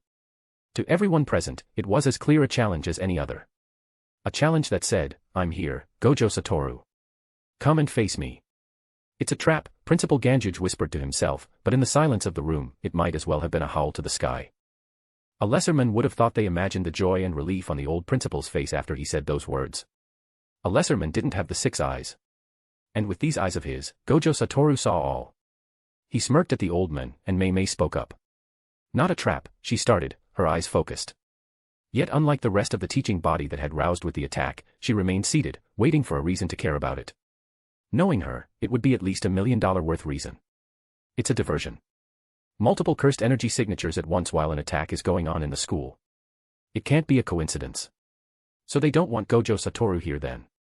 But what stops him from simply deciding to stay here, repel the invaders here first before answering their challenge? Ijichi asked in confusion. Pride. A single word, yet one that could not be any truer. Everyone turned to face the speaker, Yagi. But Yagi had eyes on only one person, the white-haired young man that watched the discussion with a grin. Whoever is behind this knows Gojo Satoru well enough to know that he won't turn his back to this. The pride that being the strongest fosters demands, he replies. Yet that is not all. For if it were all, the person would have known that Satoru cares just as much for his students as he does for his pride. So they made sure the special grade curses were placed strategically close to the city, and just on the outskirts. If Satoru doesn't come. Yagi didn't need to complete the sentence, not when it was this clear. If Satoru ignored the challenge, then 2 special grade curses were going to attack the closest city at the same time. You guys are worried over nothing, Satoru finally spoke again, with another wave of his hand as he slowly wrapped his bandage around his eyes once again. While we've been here theorizing and planning, our beautiful students have been preparing to fight against the hundreds of. He trailed off, brows furrowing as he tilted his head before finally giving a bemused shrug. Transfigured humans. So that's where all the increase in missing people cases have been. Huh. What? Someone asked in confusion, but he was already moving off. Anyway, I know who's behind this. His name is Kenjaku, and like I said, I planned to bring it up today, but well, a lot of things have been happening. Anyway, you guys can go support the kids. I'll be right back. Hands in pockets and halfway down the room, he suddenly turned his head back to where Principal Ganjuge had remained frozen since his slip of the tongue. And don't go running, Principal Ganjuge. I'll be back. And just like that, he disappeared, and everyone exploded into action. Chapter 79, Chapter 79. Satoru let out a shuddering breath. The pain was secondary, an afterthought. What mattered was the how. His mind raced as his body struggled to respond. His limitless was no longer active. It could not be. He had felt a breach, an unraveling of his technique. More importantly, there was the clear evidence of failure, the proof of vulnerability, driven through his torso like a cruel joke. Curse technique, obstacle remover. This was not the first time he was tangling with the Indian deity curse spirit. He had beaten it up multiple times over the past couple of years, yet the stubborn curse was just as elusive as Kenjaku with its ability to teleport by conceptually removing the obstacles in its way. The curse had tried to do the same to Infinity the first few times they met, but his Infinity had proven too much for the conceptual technique to grasp. So what changed? What suddenly made it possible for a technique that had proven impossible to work on him suddenly become possible? There was only one thing that could make the impossible possible, that could twist the world if you were ready to pay the price, a binding vow. He was not aware curses could do that, but that was a miscalculation on his part. It was not often one met a special grade with the capacity for thought as old as Ganesha. His breath hitched, vision flickering as his eyes drifted up to the smirking deity and the woman who had danced around him with such pointless attacks. Had they known? Had they truly predicted the exact way to stop him? Just how long had they had this in the works, and why was it that even while the woman slowly walked up to him, cautious he had something in his sleeve, Ganesha remained in place with his hands locked in the hand seal? A grin stretched across Gojo Satoru's face. The woman's eyes widened in response as she picked up speed. Oh, that is it. Blood trailed his chin. He had definitely lost at least a lung and part of his heart with the spear of twisted root. However, his reaction couldn't be more different from what they had expected judging by the look on their faces. There was a widespread misconception about him. A belief that he was overly reliant on Infinity, that without it, he somehow became vulnerable. It was a comforting delusion clung to by the ignorant, and the foolish who had no real grasp of his true power. However, Infinity wasn't a crutch. It was a filter. A measure of how seriously he needed to take a fight. The moment it was stripped away wasn't a sign of weakness. It was a reminder and a signal to stop holding back so much. He didn't falter. He didn't retreat at the supposed reminder of his mortality. He was Gojo Satoru, the strongest sorcerer of the modern era, the honored one. He stepped forward with a demented grin on his face. The root lodged in his gut cracked as he pushed against it, pain searing but distant, and irrelevant. His feet tore free from the ice in an explosion of force, shards flying in every direction. The woman's eyes widened even further, the only tell of her surprise. She tried to halt her momentum, but she must have known how futile the effort was because she braced herself for impact immediately. Too late. His foot planted, and he pivoted, swinging a brutal backhand. She moved to dodge, but she had underestimated the sheer speed of his counterattack. His hand connected with her side, and the moment it did, he let loose with an explosion of red to increase his striking power. A shockwave ripped through the air, sending her flying like a rag doll. She crashed through trees, splintering wood and tearing through the earth before finally slamming into a boulder, cracking it on impact. Dust clouded the air, but he wasn't watching. He was already moving. Gojo Satoru didn't simply run, he appeared right in front of the deity-class curse. Ganesha barely had time to react before he was upon him. Ganesha remained frozen. Its inhuman eyes had widened just as much as the woman's. Its trunk wavered like it wanted to say something, yet its forearms remained locked in that hand sign. Realistically, it had every advantage. Their sneak attack and trap had worked. Satoru was wounded, the root still partially embedded halfway into his chest and had taken a part of his lung and heart with it. His limitless was compromised. Infinity had been rendered finite. It must have taken them years to plan and prepare for this moment, to bait him, to exploit his arrogance, his certainty in his own invincibility. The plan had worked. And yet, it had simply not accounted for him. He was wounded, his technique faltering, but if they thought that made him weak, then they were about to be very, very disappointed. He was still Gojo Satoru and they were not ready for what that meant, for Gojo Satoru was more than his limitless. His fist blurred. A straight punch to the gut, deceptively simple but devastating in force, as once more there was an explosion of force at the activation of red on impact. The very air around his knuckles distorted, rippling with compressed energy. Boom. Despite the ridiculous height and weight discrepancy for the deity-class curse was almost as big as a house and weighed as much, Ganesha's elongated and distended stomach bent around his fist. The curse's massive frame lurched backward, prayer beads snapping, tusks rattling as its body absorbed the force. It wasn't enough to kill it, not even close. But it had hurt it. Enough to distract it from its pose, and more than that, it was enough to make Gojo grin as he felt a flicker. Just in time.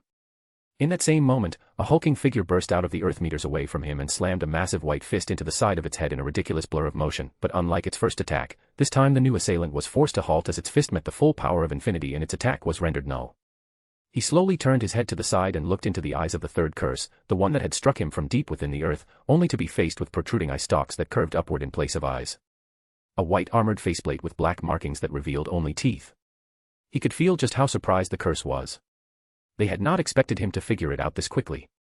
Something most people tend to forget, before gaining Limitless at 6 years old, Gojo Satoru was already heralded as a genius with just the 6 eyes in his arsenal. He slowly pulled the root out of his chest while still looking into the face of the striped and giant, heavily muscled curse with a single hand. The other hand had been wrapped in a white cloth and hidden from the world. As he pulled the length of wood out, he focused on the thought of pulling the eye stalks out of the creature as well, in a gruesomely violent act, and laced that thought, that intent, with the full brunt of his not-so-insignificant cursed energy. Killing intent. Fear flooded the curse as it immediately jumped back, leaving Satoru standing alone once more. Blood dripped from his lips, and the hole at his side pulsed with pain as organs and blood tried to find their way out. But it didn't matter. The length of wood was in his hand now, and his reverse curse technique went to work. He had been manually pumping his heart for the last minute. Now he felt it regrow, alongside his obliterated lung as well. The technique slowed as it finished dealing with the major organs and began to regrow muscles and reknit skin, till all that remained of the previous damage was a hole in his shirt and a little drop in his cursed energy. He wiped the blood that had trailed down his face and took a step forward, while his other hand reached up and pulled away the eye wrap from his face. He faced his 3 recovered opponents who were eyeing him warily with a smile and his eyes glowing like 2 headlights. Now let's try that again. His 3 opponents were spread out before him, wary now. Ganesha had recovered, his arms had returned to the same position, and he was now rooted on the spot once more, locked in place with hands still forming the murder that had turned the impossible into reality. Ganesha, it seemed, had not learned from the previous exchange. Unfortunately for them, Satoru had. Whatever binding vow it made forced it to be within eyesight of him. If not, it would not be this close to the fight. And it forced the curse to stay immobile and in a single spot, all for a superpowered obstacle remover that was enough to bypass Limitless. The white-haired woman, bruised and battered from his earlier strike, rubbed at her cheeks tenderly while sending him a glare. She spat out a wad of blood mixed with fragments of broken teeth.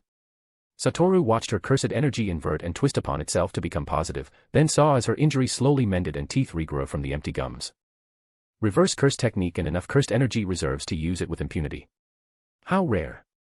The third curse, the hulking brute with the eye stalks and a hand still wrapped in cloth, shifted its stance, trying to decide whether to press the attack or retreat. Gojo clicked his tongue. Come on now, you went through all this effort just to take me down. It'd be a shame if you suddenly got cold feet at the first sight of resistance. The brute snarled, a guttural, inhuman sound. Then the woman spoke. Take your restraints off, Hanami. It would do us no good to be held back. I shall do as I will. A disturbing spike of pain and anger-filled words shot straight into his skull, and Satoru frowned in response before tilting his head in interest. Special grade curses taking orders from curse users. That was a first. Despite its original response, the curse reached out and ripped off the bandage with its free hand, revealing another limb. This one was black with white markings and a red bulbing flower at the shoulder, an inverse to the rest of the body. Satoru felt it clearly when it happened this time, the glitch, the disruption, as his technique was deemed an obstacle and was removed. His smile widened in response. He didn't need it anymore. He cracked his neck to the side. Infinity had served its purpose by giving him the time to heal. The curse fired something from its hands at blinding speed, but his eyes caught the movement instantly. The 6 eyes flared, breaking down the incoming projectiles in real time. Small, crimson objects, like glistening red fruits, hurtled toward him. They weren't just physical, they pulsed with greed and were designed to siphon cursed energy on contact. Lethal, especially without his limitless active. Smart. Unfortunately, it was way too slow for the speed at which they fought. He tilted his body slightly, just enough. The fruit-like curse projectiles screamed past him, close enough to barely graze the air beside his face, and vanished into the distance. Then the curse lunged forward after it. It was fast, absurdly fast for something its size. Satoru was faster. His hand flicked up and he caught its blow with an open palm, but the frontal assault had been another distraction. For wooden balls had been fired from behind the curse, and they floated above him. He didn't know what they did, but his eyes told him the moment they were about to activate whatever technique was imprinted into them. He spun, the curse still in his arms, and he flung it upward in a timed move that could not be replicated by anyone without his visual prowess. In the fraction of a second, the technique in the wooden balls activated. The curse slammed into it. There was not enough time for the curse to stop the attack, not enough time for it to dodge out of the way, so it was hit with the full brunt of its own technique. Four wooden spikes shot out simultaneously and buried themselves into the curse, erupting in a shower of steaming purple blood and a scream as the curse was impacted with its own technique. Satoru smiled. So that's what those do. The curse released the technique and began to fall back to the earth, but Satoru was already waiting for it. His fingers curled into a fist, and a subtle application of blue activated once more. The air twisted violently, space itself compressing in an instant. The cursed spirit barely had time to react before its body was yanked toward him by an overwhelming force. It slammed into Gojo's outstretched hand, and he gripped it by the neck, the impact sending tremors through the ground. The cursed spirit let out a strangled gasp, then Gojo lashed out with the curled fist with another application of red, and with a sickening crack, the brute's body contorted unnaturally, bones shattering beneath his blow as well as the sheer repulsive gravitational force. The curse was sent flying back, half of its body destroyed in a blow that had pulverized everything it hit, while sending the curse on a crash course toward Ganesha's immobile form. Ganesha's eyes widened until a wall of ice erupted from the ground, cushioning the blow as the curse crashed into it. Satoru focused on the woman as she refocused on him in an instant. Her act of protecting Ganesha had drawn his attention once more. He crouched, and she took a step back in response. A heartbeat later, he burst into motion, cratering the ground beneath him as he lunged forward. Then, he saw it, the narrowing of her eyes, her brow furrowing in concentration. Her open palm moved to her lips with an almost serene focus. Her retreating was a feint. Her chest expanded as she inhaled deeply, and Satoru knew. Curse technique. Ice formation, frost calm. She exhaled sharply, a chilling fog billowing from her lips, a swirling storm of freezing air that consumed everything in its path. The very temperature of the air plummeted, the frost creeping up his arms and legs, encasing the ground beneath him. The world around her turned a pale, shimmering white as the freezing fog spread like an encroaching blizzard. Everything in front of her was captured within the swirling mass, trees, boulders, the very earth itself, all frozen in place as if time had stopped. The air crackled with the unnatural cold, and the woman took a breath of relief, her chest heaving as she peered into the ice in search of her opponent. Gojo Satoru was without his limitless, and she had drawn him in with a feint, which meant that he was caught in her frost calm. They had ridiculously underrated him, and his capability to fight regardless of limitless. However, it had all worked out well in the end. That was the thought running through her head till he placed one arm around her shoulder and brought his face low and beside her own, with another hand above his eyes blocking the glare of the sun. He stood beside her like they were friends, as he also peered into the ice. "Do you think he's still in there?" he asked conversationally before turning to face her at her silence. Her dark eyes were wide saucers as she stared back at him. A slight smile tugged at his lips, and before she could recover, he drifted even closer and whispered into her ears, his voice almost amused. "Nice try." Teleporting mid-combat was not a technique Gojo often needed to use. It was difficult to pull off, and the required precision demanded focus he was rarely forced to exert. But she had made him do it. Depriving him of limitless, she had pushed him to the point where he had no choice but to respect her abilities and tactics. She moved, but in the next heartbeat, her body was slammed into the ground with brutal force. This close, she didn't even see what hit her. She tried to recover by rolling on the floor and scrambling back to her feet, but Satoru appeared before her in an instant. Before she could react, his fist slammed into the side of her head, sending her crashing backward into the ice formation she had sprouted to trap him. She slammed into it hard enough to crack the glaze, yet she still tried to retaliate, lashing out with a blind blow, one that Satoru had already slipped past. His knee collided with her ribs, cracking bone. She gasped, the air driven from her lungs, and he wasn't done. His hand shot out once more, grabbing her by the outstretched arm. He spun her around, twisting the limb behind her back with brutal force. She screamed, but he shoved her face first into the ice, breaking what she had cracked and grinding her cheek into the broken surface. She struggled, but Satoru didn't let up. He twisted her arm harder, hearing the sickening pop of her shoulder dislocating. Impressed, yet disappointed, he muttered, dragging her back. With a flick of his wrist and a pivot, her body was lifted into the air and slammed back down. The ground cracked beneath her as he released her, letting her crumple like a rag doll. She barely had time to catch her breath before his boot was on her throat, pinning her to the ground. Gojo leaned in close, hands in his pocket and his voice bored. "You're not a fighter in the truest sense of the word," he noted as he pressed down on her. "Your techniques are well honed, practiced, and powerful, yet there is an edge missing." He trailed off as he sought the correct word. "I guess if I was to put it simply, you use your technique like you're always waiting for someone else to finish the job." Her eyes widened in surprise, and he knew he was correct and had hit the mark. Disappointing. Tendrils of roots burst from the ground a split second later, converging on Gojo from all sides, but he had grown bored of this farce. He had faced the trio and found them wanting. The only interesting thing had been their initial attack, catching him off guard with the removal of his limitless. Yet that had proven to be the extent of their strength. He didn't even blink as the multitude of twisted and gnarled roots rushed at him. Instead, he raised a hand above his head and called out, "Curse technique, blue," and the world seemed to bend with the technique's activation. The air twisted violently once more, and space itself compressed in an instant as everything not solidly nailed down was pulled to the blue rapidly forming orb above him, including the tendrils of roots that were forced to change direction and were pulled into the compressed space. Ice cracked and was slowly pulled up as it was broken into pieces, drifting upward into the technique as Satoru poured more cursed energy into it, increasing its output. The wind picked up in an instant, blowing roughly and scattering what blue didn't pull.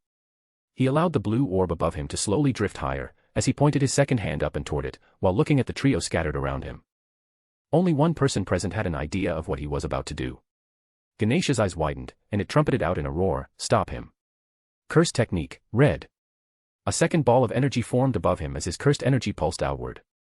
The very air trembled at his presence, space itself quivering as if the world sensed what he was about to unleash. The red ball slowly drifted upward as the two combatants, both the curse and the curse user, moved to attack him. He rolled his neck as he raised his hand in full above his head, the fingers twisting into a familiar hand sign.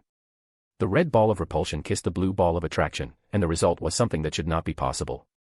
The deity curse moved for the first time, breaking its own binding vow in a desperate act of self-preservation. The moment it did, Gojo smiled as he called out, the feeling of limitless once more settling like a familiar cloak on his shoulders. Hollow purple. The world turned violet. Chapter 80. Chapter 80. Tokyo Metropolitan Curse Technical College. Considering these grounds were an area he had avoided for centuries, he was all too familiar with it, Kenjaku mused. Part of that was because he had helped build the foundations as well as plan it out with Tengen. Back then, it had another name. Another part was because this was his second time walking the same cobblestone pathway in less than 2 years. Something brushed past him, ruffling the kimono he wore as it rushed ahead to inflict pain. Another one of Mahito's transfigured humans. He doubted it would last all that long. After all, they had been mass-produced for quantity and not quality, although he was certain that there were enough among them to trouble even the Grade 1 sorcerers. Their job here was to distract and buy time. Perfect for the multitude of disposable assets. As for the sole special grade that should have been present, his brown eyes drifted to the horizon. Uram, Ganesha, and Hanami were already taking care of that. Uram fought for the thin possibility of killing Gojo Satoru before her lord was revived. Kenjaku made a huff at the thought. His warnings had fallen on deaf ears there. They should simply focus on buying time. Hanami fought for one simple reason, because she was mad. Mad at sorcerers, mad at the system, and above all, vengeance for Jogo's loss. A curiosity. He had never seen two cursed spirits care for one another as the duo had. He wondered how much their relationship would have been enhanced with Dagon's presence. Jogo would have played the role of a father, Hanami as a mother, and Dagon as the child. The similarity to humanity was intriguing. Ganesha fought for the chance to rid itself of the troublesome Gojo's presence in Asia. The special grade deity had been hunted down for years, with only his ability to treat distance as an obstacle, letting him run away at the slightest hint of the Gojo. The thought of allying with the elephant-headed deity almost brought a laugh to his lips, especially since his original plan consisted of forcibly consuming the deity with Geto's cursed spirit manipulation. If he had done that, he doubted the unique idea the curse had brought up would have been a thing. For it seemed that while some sense of self remained for special grades under cursed spirit manipulation, it was not enough for something as creative as a binding vow. The variability of change and chance. Things like this were why he kept living, why he enjoyed his long life so much compared to his swaddling friend, who very much preferred to remain in her hole beneath the earth. In the end, he had allowed them to venture forth and challenge the strongest sorcerer. Let them see why he thought trapping the blue-eyed Gojo was a preferred method instead of killing him. Then there was the very thin, 0.1% probability they managed to kill him. Even if they didn't, he was curious to see if Ganesha's plan and technique, supported by a binding vow, could get past Satoru's limitless. It would be a better alternative to domain amplification. Screams rang out, followed by explosions as well as curse energy eruptions from various corners of the school. It seemed like the students were fighting back, and quite well, in fact. He found his way to a seat and dropped down gracefully. Such things found themselves coming to him easily with the body he wore. He assumed it was a feminine trait, not that he cared all that much. For him, bodies were like cloth, and he had worn so many for so long that he had lost the concept of favorites or attachments to them. His feet tapped against the ground as he wondered if Tengen could see him now. He weighed the thought of popping down for a brief visit and decided to shelve it for now. Instead, his thoughts went to another person. How far had Mahito gotten in his search? His original plan had involved allowing the sorcerers to return with a piece of Sukuna's finger in his possession, upon which he had placed a tracking jujitsu. A finger that would be placed with the rest of Sukuna's fingers, the school possessed. Then a barrier to block out Satoru Gojo for a short time, while Mahito simply stole them as well as anything of interest. That plan had been strangled in its crib by chance and Gojo Jiki's presence. Another plan was rendered void simply because of the red-eyed, menacing Gojo. They really just came in different flavors. He was certain Nozomi was somewhere up there cackling at him. He chuckled to himself as he looked to the blue sky, with clouds drifting lazily overhead. Now, Mahito was forced to search for the fingers the hard way, which meant a barrier to stop Gojo Satoru for a short time wasn't going to work again. It was a good thing the trio volunteered to fight the special grade sorcerer. Hopefully, they'd last long enough without him being forced to expend his other cards. With Mahito out of mind, he moved to stand once again. He was rapidly growing bored of waiting for his own target, and he had come to a decision. Perhaps it would be good to see his old friend's face again. The thought brought a wicked smirk to a face unsuited for showing such unsightly emotions. He was halfway to the elevator, he knew would take him to the star corridor when a young boy's voice rang out. A familiar one that made Kenjaku's brown eyes widen in anticipation, finally. Do you think the others would be all right? Don't worry about them. Despite their numbers, we've cleared a path, my brother. Whatever these are, they're not very strong. Our classmates would be all right, which means it's our job to find out the source of the attack. An older boy spoke this time, gruffer and stronger. Unfamiliar. Kenjaku smiled as he slowed his pace and watched the two boys turn the corner and freeze at the sight of him. Itadori Yuji. Her child. He looked a little bit worse for wear. Bruised cheeks and a split lip. His jujitsu uniform was tattered from whatever scuffle he had been in. His fists were stained red, but those brown eyes of his shone fiercely and with worry. He must have faced some of the transfigured humans that Mahito and Ganesha had unleashed, which brought the question to mind, considering what he knew about the soft-hearted boy, how did he deal with knowing he had killed what basically amounted to humans? And was the boy even aware of what he had killed? A smile came to his lips as he saw how tight the other boy's expression was. The restrained rage and anger that lurked in those black eyes. Yuji didn't. Kenjaku mused, judging by how upbeat he looked. The same couldn't be said for the black-haired boy with a scar that trailed from the top of his head to below his left eye. This one knew for certain, judging by the suppressed rage, but it seemed he had decided against sharing that information. K. Yuji asked in surprise, those similar brown eyes of his widening. His body relaxed, but once again, the other boy proved more perceptive as his own muscled physique tensed and his brows furrowed. Hello, Itadori-kun, who is your friend? Kenjaku asked politely and with that same soft smile on his face. In times like this, he appreciated the feminine and petite form that was Kaori Itadori. Despite the random urges that he was forced to strangle with experience and control, there was a sense of fragility that always ensured he was not looked at as a threat. Although that facade didn't seem to work on the boy beside Yuji. Oh, this is my best friend, Aoi too. Before Yuji could finish the sentence, the older boy beside him slapped a hand on his shoulder and gripped it tight, forcing the words to die in his throat. I've not seen her before today. Who is she, brother? The scarred boy asked. His muscled form rippling, and his black eyes narrowing in suspicion as he stared at Kenjaku. Oh, she's the one I told you about. The person who helped me to refine my divergent fist technique. The boy relaxed his tight grip on Yuji's shoulder as the suspicion that radiated from his muscled form eased at those words. Oh, a teacher at Tokyo Jujitsu High then. No, Kei is not a teacher. She's just an old friend of Master Tingen. Kenjaku cursed in his mind at those damning words because the scarred boy's grip tightened once again, and he dragged Itadori back a bit. Master Tingen has no friends. Itadori Yuji frowned in confusion. Kenjaku could tell, Todo already knew. He had to give it to the boy, hidden beneath all that muscle was a brain just as sharp as his physique, if not better. He doubted the boy knew his true identity, but no doubt he already suspected he had something to do with the attack. He was definitely faster on the uptake than Itadori. But where had he heard that name before? Aoi Todo. Ah, Yuki Tsukumo's apprentice. The boy who was supposedly able to beat special grade curses even while he remained a grade 1 sorcerer. Kenjaku smiled.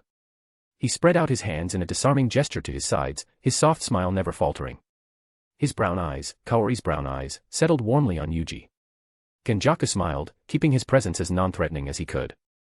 Itadori-kun, it's good to see you again. Though I suppose this timing isn't ideal.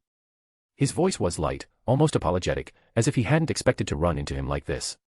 Yuji blinked, still confused but not yet alarmed. Kei. What are you doing here? Did you get caught up in the attack too? Kenjaku shook his head gently. No, child.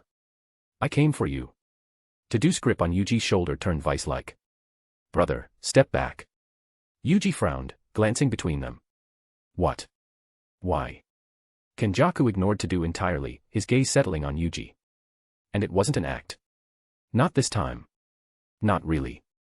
He could be as deceptive as he wanted, but Yuji would see through it. That much he knew. So, he let go. Released the reins. There was a reason he had chosen Kaori's body, and now he leaned into it fully, letting her instincts and her memories bleed through. It wasn't Kenjaku speaking. Not entirely.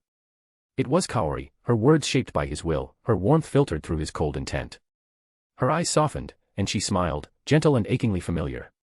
Don't listen to him, Yuji.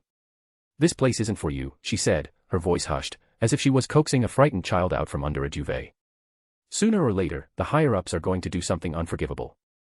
And Satoru, strong as he is, won't be able to stop them. Not if they have the full power of the clans behind them.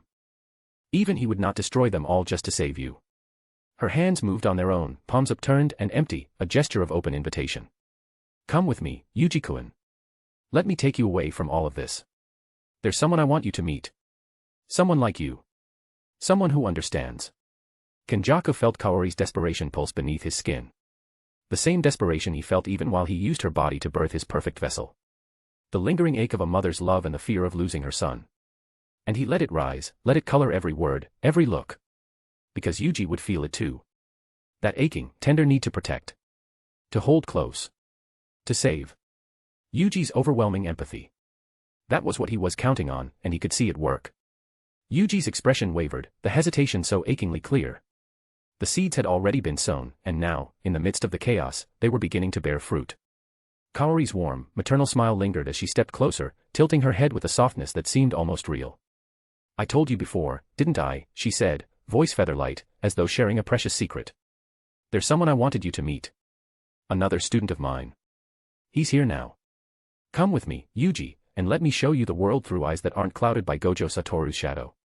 Todo didn't wait for Yuji to respond. He moved. Fast. He crossed the distance between the two of them in a second, and his massive fist was already swinging toward Kaori's face. Kenjaku sighed as he took over and sidestepped with fluid grace. Kaori's body was light, easy to maneuver, and he'd had centuries to master combat in all forms, regardless of the body he fought with. You're quick, Kenjaku mused as Todo adjusted, throwing another punch. This one grazed his kimono, but Kenjaku twisted, slamming a palm into Todo's ribs. The impact sent the larger boy skidding back as he coughed. But a quick application of a full-body defensive reinforcement meant that the blow had barely affected the brawny boy. Todo still rubbed at his chest, his frown remained. Who the hell are you? Are you the one who organized this attack? That is none of your concern. You're interfering with an intimate moment. Be gone, please. The boy settled into a stance. Yuji stood frozen. Uncertain. That was how much influence he had with the boy, enough to leave him paralyzed with indecision despite how suspicious everything must have been. He would not participate in this fight, and that was enough. Kenjaku shifted his focus back to Todo. I see you're not just muscle, he said, smiling again as he settled into his own stance. Good. I hate killing idiots. Todo came again, this time faster, his trained physique coming together with his curse energy reinforcement, lending him ridiculous power as he sped forward. But Kenjaku had a taste for his style of combat and was already inside his rhythm. The boy was all aggression. He deflected the boy's first blow and felt his eyes widen just the slightest. The boy was stronger than he was fast. He dodged the second and weaved around the third, like a bee in the middle of a hurricane. Then he ducked over a straight jab, spun, and buried his elbow in the brute's midsection. Todo's hand snapped out to grab him, but he hurriedly backpedaled, dodging the grapple. Yet it was closer than he preferred. Kenjaku felt a smile coming to his lips at the thought of the fight until he remembered his purpose. This is a waste of time, Kenjaku noted to himself out loud. For a second, he had almost gotten enraptured with the fight, till he remembered that he was on a time limit. Sooner rather than later, Gojo Satoru would finish with the two curses and the reincarnated sorcerer. His absence was the only reason he had shown his face here. Which meant he could not be here when Gojo came back. The memory of his last fight with Nozomi was still imprinted at the forefront of his brain. You're not leaving without an explanation. The boy disagreed as he stomped the ground with annoyance, breaking the cobblestone that lined the ground and sending up pieces of sand and stone flying about. Kenjaku was forced to take a step back and shield his face with his two hands as Todo purposely sent sand flying toward his eyes with a swift kick. The next moment, the boy disappeared from his senses with the sound of a clap ringing. By the time Kenjaku's senses picked up the scarred boy's curse energy signature again, he was already behind him. Too fast to have simply moved, too close to dodge. A fist drawn back to bury itself into his unguarded back. Kenjaku found himself frowning. He truly didn't have time for this. He flexed his curse energy, rewiring his brain on the spot and focusing on the curse technique he wanted.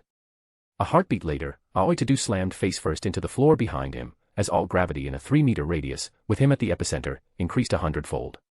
Sending the boy, alongside the sand he had kicked up, slamming into the ground with force. He turned back and faced the boy with a frown on his face. He only had 6 seconds where the reversal of Kaori's curse technique was active, which meant that he needed to kill him before then. Yet, his thoughts drifted to where Itadori Yuji stood. If he killed the boy now, he was never going to make any headway with Itadori again. The boy would no doubt shut him out. 4 seconds left. Kenjaku let out a sigh as he stepped closer. Todo was struggling, but under the effect of the increased gravity, he could not move. He could barely even speak. The difficulty of using curse energy had multiplied, and he was unable to even use the strange teleportation he had used earlier. Kenjaku walked up to him and slammed his leg down on the boy's back with a stomp that cracked the ground, followed by the breaking of cartilage and bone as he destroyed the boy's spine. The boy's scream of pain immediately cut off as Kenjaku pivoted and buried his feet in the side of the boy's face, knocking him out with a single blow. Then he turned back to Yuji, who was staring in shock. He's not dead, Itadori-kun, nor is he permanently injured. His injuries can be tended to by Yuri Shoko before the day ends, but we need to talk. Just the two of us. About what? Yuji asked, his eyes drifting to where the other boy lay unconscious and broken. So Kenjaku hurriedly started speaking to distract him. About you, the sorcerer you've nesting in your guts. Your place in this school, in Jujutsu society. Your wants, your needs, your dreams. You don't have to fight anymore, Yuji. This school, these people, they'll only use you. Even as you work and conspire with the Gojos, their end goal for you still boils down to your sacrifice and them using you to end the threat of Sukuna for good. Yuji's features hardened, and Kenjaku could tell he had made a mistake again. I don't care about dying as long as it is a death that had meaning, a death to protect my friends and the world. His features softened. Before my introduction into Jujutsu, I always thought I was special, but now I know I'm not. I've accepted my place as a cog in the machine, and I know what my purpose is. To rid the world of Sukuna for good. We don't want you to die. Kenjaku hissed out with a desperate plea. Foreign emotions interfering with his, twisting his features from their state of eternal calm to anger. Giving the reins to Kaori Itadori came with its own consequence. You're not just a weapon or tool. We don't care about a good death. No matter what, you have to live, Itadori Yuji. Even should this world burn, you must live. With supreme willpower, he regained control, banishing those annoying feelings and despair. He dragged an arm over his face, forcefully calming himself. Please, Yuji-kun. Come with me. Yuji's fists clenched. Why would I? You hurt my friend and dodged his question. You're behind this, aren't you? Kenjaku's smile didn't waver. Because my name is Kaori Itadori and I'm your mother, Yuji. The words hung in the air, heavy. He could see as Yuji's breath hitched, his eyes widening as he took an instinctive step forward. Everything suddenly made sense. That sense of familiarity that the boy must have always felt. The vaguely similar features he would have tried to ignore. Kenjaku had been giving him pieces of the puzzle, but only now could he see as everything clicked in the boy's head. He grinned internally, he had the boy in the palm of his hands now. Then all of a sudden, from above them, a voice cut in, it was dry and unimpressed. No, you're not. Kenjaku's gaze flicked upward, and his expression tightened. Above him, a lone figure sat perched on the rooftop's edge, one leg swinging lazily over the side. Snow-white hair spilled down, contrasting against the black hakama and haori that draped over a lean frame. 3 black tomo spun languidly within a sea of crimson, eyes more inhuman than even the 6 eyes. Eyes that radiated so much negative curse energy. Eyes that stared at them with aloof detachment. Gojo Jiki. Kenjaku's smile faltered for the first time since he had launched his plans. Well. This just got complicated. Chapter 81, Chapter 81. Jiki watched the strange woman with a raised brow. Her pitch-black hair was cut short, with the front part parted to the side, revealing a familiar scar that Jiki had seen once. But that was it. That was the only thing vaguely familiar about the woman claiming to be Itadori's mother. I do not know you. Have we met before? The woman asked him with a thin smile. Jiki allowed his head to tilt as he studied the woman. She was dressed plainly, so plainly she could have been mistaken for a regular civilian, especially coupled with her low cursed energy output. However, judging by the body still imprinted into the ground, Jiki's eyes drifted to Todo's unconscious form before drifting back to her. It couldn't be farther from the truth, which meant he was dealing with someone well-versed in the control of their cursed energy. "We've met before," Jiki stated matter-of-factly as he stared down the woman. "Yet we haven't." He knew how paradoxical that statement was, and judging by the way the woman's thin smile eased into something more natural, she knew just as well. "I fear I have never seen you before in my life," the woman said with the sincerity of a monk. A Sharingan was an easy tool to pick up lies. The increase in heartbeat, the diluting pulse, the little drops of perspiration, the rougher flow in breath. Involuntary responses the body makes while it lies, things that a seasoned user of the Sharingan could easily use to pick up liars. There was a reason why the Uchiha were very effective as a police task force in Konoha. This was simply one of them. Yet, all these things that indicated a lie were absent in the woman. "You're avoiding staring straight into my eyes, yet the first time we met, you did not know enough about me to avoid such." Jiki stood to his feet and took a step forward, dropping from his perch. Her brows furrowed in faux confusion. "I'm afraid I still do not." He appeared in a blur beside her and lashed out with a kick that she was forced to block in a hurry. Still, there had been little time for her to brace, and the blow had sent her tumbling into the opposite wall with an explosion of stone and dust. "Jiki?" Itadori asked as he took a step forward in confusion, so Jiki turned to face the boy. "That might be your mother's body, Itadori-kun, but the person wearing it isn't your mother." The boy's innocent brown eyes widened, but something else drew his attention. The sound of clapping. The woman clapped as she walked out of the dust her introduction to the wall had created until she revealed herself in truth. "Bravo, bravo, Gojo Jiki. I'm curious, how did you know with such certainty as to strike to kill?" Gone was the confused expression and innocence of the falsely accused. Instead, a self-serving grin had replaced it. It was a change that he had expected. The woman he had launched into the rock had appeared timid, but the one that sauntered out acted with such confidence that it couldn't be misplaced. "We finally meet, Kenjaku. But this is not the first time, is it?" Jiki asked rhetorically as he took slow steps forward. During his run to the school, he had allowed his anger to simmer down. His face was the definition of serenity. Calm and tranquil, yet the truth could not be hidden if you knew where to look. The Uchiha were more emotional than most understood or believed, yet the greatest truth in the statement lay in their eyes, and the requirements to unlock them as well as the more powerful variants. Someone completely closed off and truly ascetic could never unlock the Mangekyo Sharingan, which meant that if you truly needed to know how empathic an Uchiha was, that information lay in how early the Uchiha unlocked his Manjiiko. Few were as empathic as Uchiha Itachi, or Gojo Jiki. "Ah, you recognized me because of the similar scar pattern then. I suppose I overplayed my hand by walking up to you that day, but I simply couldn't hold back on my curiosity." Kenjaku admitted, shrugging dainty shoulders. Jiki did not deem it fit to correct him. The matching scar was simply one of the clues, yet one that could simply be shared injuries. The true source of his certainty was the lump of his own cursed energy hidden in Kenjaku's brain. A genjutsu. It was a habit of his. There was always a contingency in the work. He always had a plan and a reaction for almost every scenario, which meant that everybody who locked eyes with him could always be a threat, so he had gotten into the act of implanting a genjutsu into everybody he looked at. It was a technique that saved him when Danzo had ordered his teammates to kill him in another life. It was a technique he had done on the owner of the brain he was speaking with, yet he had never seen this particular woman before, which meant she had switched bodies. So, however Kenjaku switched bodies, he carried his brain along. They had barely exchanged any blows, yet Jiki was already breaking down his technique as easily as he breathed air. Not that he was going to correct the old sorcerer in a young woman's body. It was a trump card he was going to keep close to his vest. "I'm going to kill you," Jiki noted without any real heat in his voice. He said those words like he was simply stating the time of day. It was not a threat, barely even a promise. It was simply a statement. Kenjaku smiled and stared into the distance, the same direction he felt Satoru's cursed energy. Whoever his cousin was fighting was turning out to be a fun challenge for him. When Kenjaku's attention returned to him, the sorcerer shifted into a stance. "I'm in no particular hurry to face you, yet I find it hard to believe you will simply let me go alongside my son." Jiki's reply was a crack of his neck to the side as his scarlet eyes remained focused on Kenjaku. Kenjaku smiled. "Fine." Then he blurred forward, his hand already forming a claw as he aimed straight for his throat. Jiki didn't move. Not right away. Taijutsu. He was nearly disappointed. In that breathless moment before impact, time slowed. His spinning Sharingan accelerated just slightly, and then he turned his body half a step, not dodging the blow but guiding it past him. Kenjaku's fingers grazed him, leaving behind faint scratches, but that overextension cost him. Jiki spun and, using a combination of Kenjaku's momentum and his speed, he drove his elbow backward, catching Kenjaku square in the ribs. The sound of bones cracking echoed louder than the wind bursting from his lungs. Kenjaku staggered back, but Jiki was already there. He saw the attacks before they came. A palm strike to his sternum to make distance between them.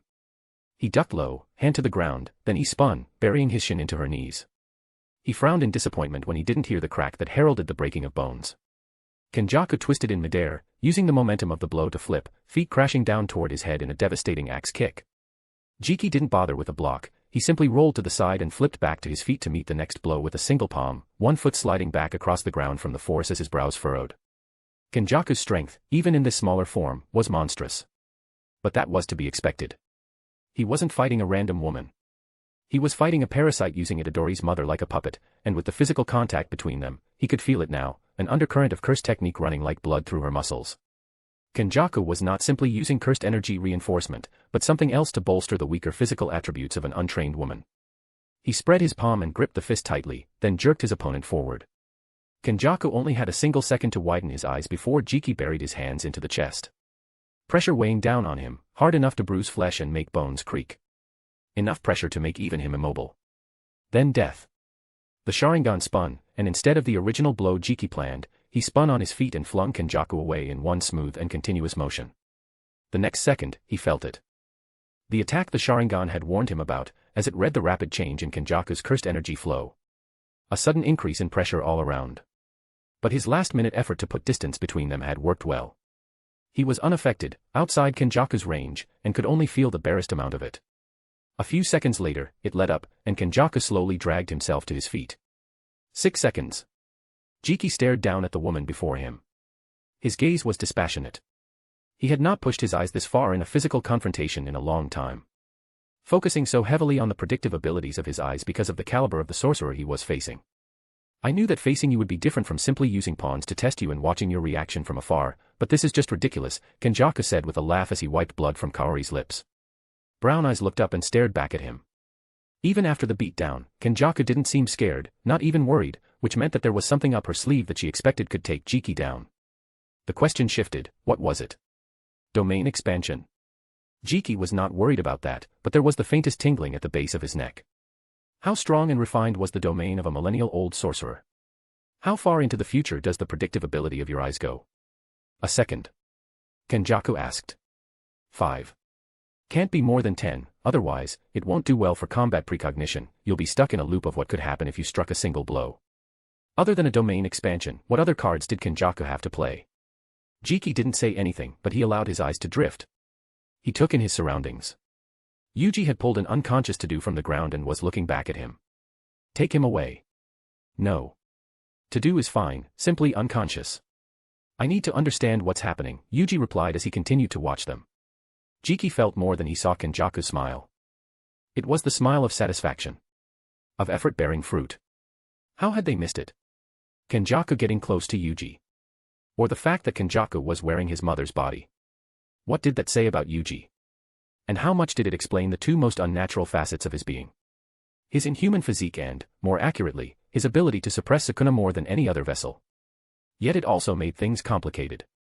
Yuji's presence right now was a vulnerability to him, especially since he didn't know how deep Kenjaku had sunk his twisted paws into the boy. He could not allow such a wild card to remain, which meant he had to take it off the board. He glanced briefly at Yuji, then sent a genjutsu package into him via eyesight. A flex of his will saw it activate, and the boy slumped immediately.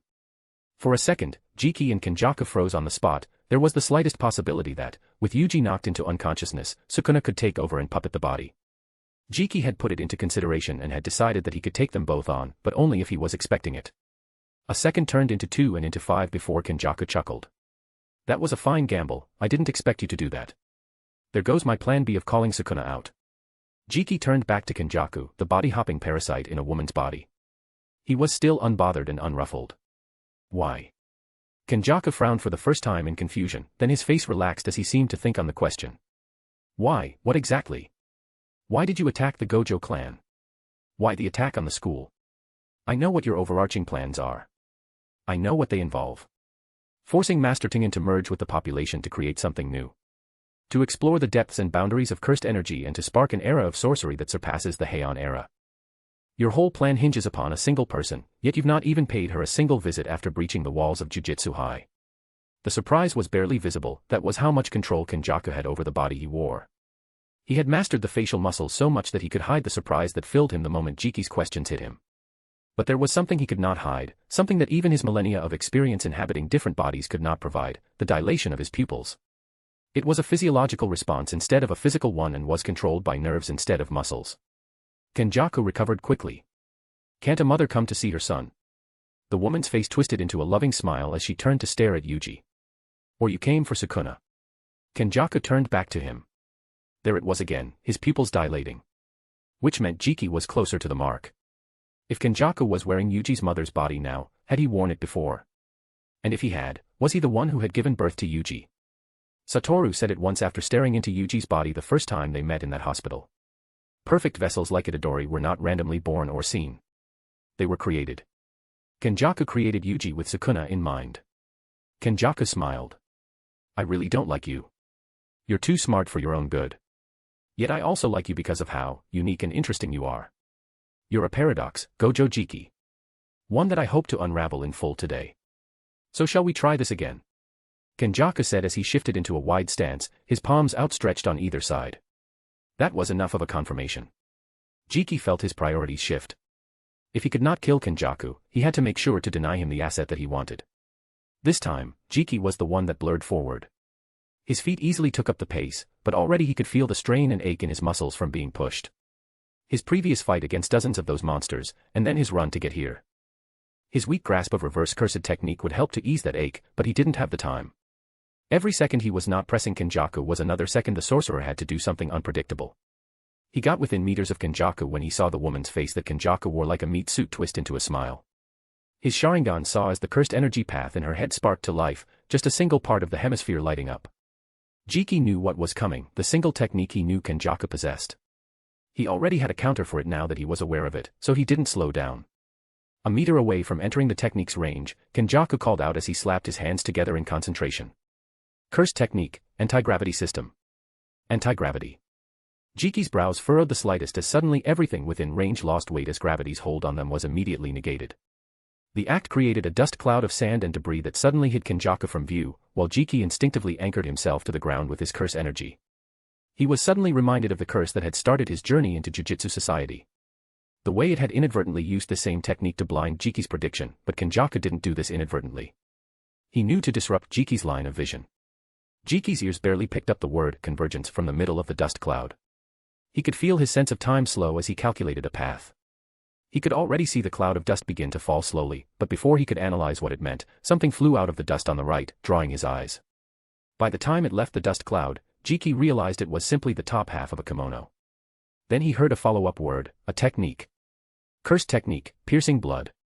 A second ago, the only thing ahead of Jiki was dust and debris. A second later, there was a thin spike of blood inches away from his head. He could feel his Sharingan spin furiously as it overclocked itself in an effort to predict the lance of blood. The effort was enough to send forth a trail of blood leaking as Jiki was forced to dodge as a split-second decision with a body that was not in peak condition, while he had been distracted. His head tilted to the side, and the lance of blood carved a divot into the side of his head, taking the vision on that side as well. It had been well planned, he found himself admitting in that split second before the pain of losing a part of his vision landed as a sonic boom rang out, following the lance of blood a second later. He could see the thought process come together. Kenjaku had time to make preparations and findings on Jiki, then tire him out by making him get to Jujutsu High in a hurry and somewhat fatigued. He knew enough about the Sharingan to know to block his sight before launching a devastating attack, one so fast it broke the sound barrier, one that was launched the moment Jiki was inches away and while he had been distracted. Not for the first time, he found himself envying his cousin's infinity. Cursed technique, flowing red scale, stack. Before Jiki could recover from the disorienting loss of depth and vision, he heard the whisper. Without looking, he knew where the attack was coming from. Instinct took over, he anchored himself to the ground and raised his arms in a guard the very moment a blow lashed out from his blind side. A sneak attack from his newfound blind spot, immediately following an overwhelming assault from the front. It was exactly what he would have done. The impact was brutal. Jiki felt the strength of the blow ripple through his skin, muscles, and down to his very bones. The earth beneath his feet cracked as he absorbed and dispersed the force, his teeth gritted against the pain. This was the strongest hit he had felt from Kenjaku so far. Jiki raised his single working eye to meet Kenjaku's shocked expression and spoke through ragged breaths. Satoru hits harder. Kenjaku's plan had been to send Jiki flying, to keep him off balance with a relentless barrage before he could recover. But Jiki had stopped that plan as effectively as he had stopped the blow. Now, Kenjaku hung in the air, arms still outstretched, frozen in mid-strike. Jiki's grin was sharp, feral. His hand snapped forward, seizing Kenjaku's arm. With a violent twist of his waist, he spun, flinging Kenjaku over his head and driving him into the ground with bone-rattling force. The impact was explosive, a geyser of dirt and debris erupted around them as Kenjaku's skull was buried into the earth. But Jiki wasn't done. He couldn't be. Not yet. Before Kenjaku could recover, Jiki tightened his grip on the arm in his grasp. With a snarl, he stomped down on Kenjaku's head, shoving it deeper into the ground. At the same moment, he twisted the captured limb with brutal precision. Bones fractured and splintered, muscles tore and snapped, but Jiki didn't stop there. His viscera darkened under the weight of his cursed energy output as Jiki wrenched the arm upward, ripping it from its socket with a sickening crunch.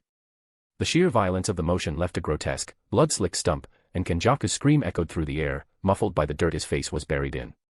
Jiki's bloodlust evaporated as quickly as it had surged. Breathing heavily, he took a step back, his senses flaring. The instant he moved, the blood spilled from Kenjaku's torn limb sprang to life, spearing toward where Jiki had just been standing. Jiki had anticipated it. He was already moving, his body a blur as he evaded the blood spikes that burrowed into the ground with lethal force. He landed a few paces away, his chest heaving as Kenjaku dug himself out of the crater. Blood now floated around the sorcerer, swirling protectively as Kenjaku's remaining hand twitched. Kenjaku's expression was an unsettling mix, not quite anger, not quite fear. His gaze dropped to the severed arm, the dainty woman's hand now resting in Jiki's grip. An eye for a hand, Kenjaku rasped, his jaw clenched. A fair trade, yet can I ask why you picked an arm in particular? Jiki said nothing, just narrowed his eye. Unlike what it may have looked like to outsiders, this wasn't an act of mindless brutality. The moment Kenjaku had taken his eye, Jiki had known he needed to level the playing field. Without both eyes, he was cut off from his Susanoo, and if Kenjaku used a domain expansion now, he'd be at a severe disadvantage. Falling Blossom was a good alternative, but it was a poor match against a domain without the complete Sharingan. So Jiki had gambled, absorbing Kenjaku's blow to counter and cripple his opponent before a domain expansion could be launched. After all, he had done his research. Jiki's voice was steady as he spoke, raising the severed arm for Kenjaku to see. You can't make a domain with a single hand. There was only one person Jiki knew who could perform a domain expansion with one hand, Satoru. And Kenjaku wasn't him. And even if you could, Jiki continued, his gaze empty, your output's been drastically lowered by the loss of that limb. Kenjaku chuckled darkly, the sound rasping from his throat. Beautiful. Simply beautiful. I'd clap for you if I still had two hands. He shook his head, a slow grin spreading across his blood-streaked face. You thought about all that, calculated it, and executed it all in the space of a split second, despite the pain and shock of losing your eye. One mistake, and that was all it took for me to lose the advantage. Kenjaku's grin widened, his gaze locking onto Jiki's lone eye. But do you know why I called it a fair trade? Jiki remained silent, jaw set, as Kenjaku pointed a shaking finger at him. Because, Gojo Jiki. I figured you out. I know the secret behind your eyes.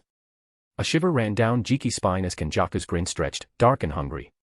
And I find that I want them for myself. Jiki exhaled, the tension bleeding out of his shoulders as he let the severed arm fall to the ground. Not again. Was he truly cursed with meeting such opponents?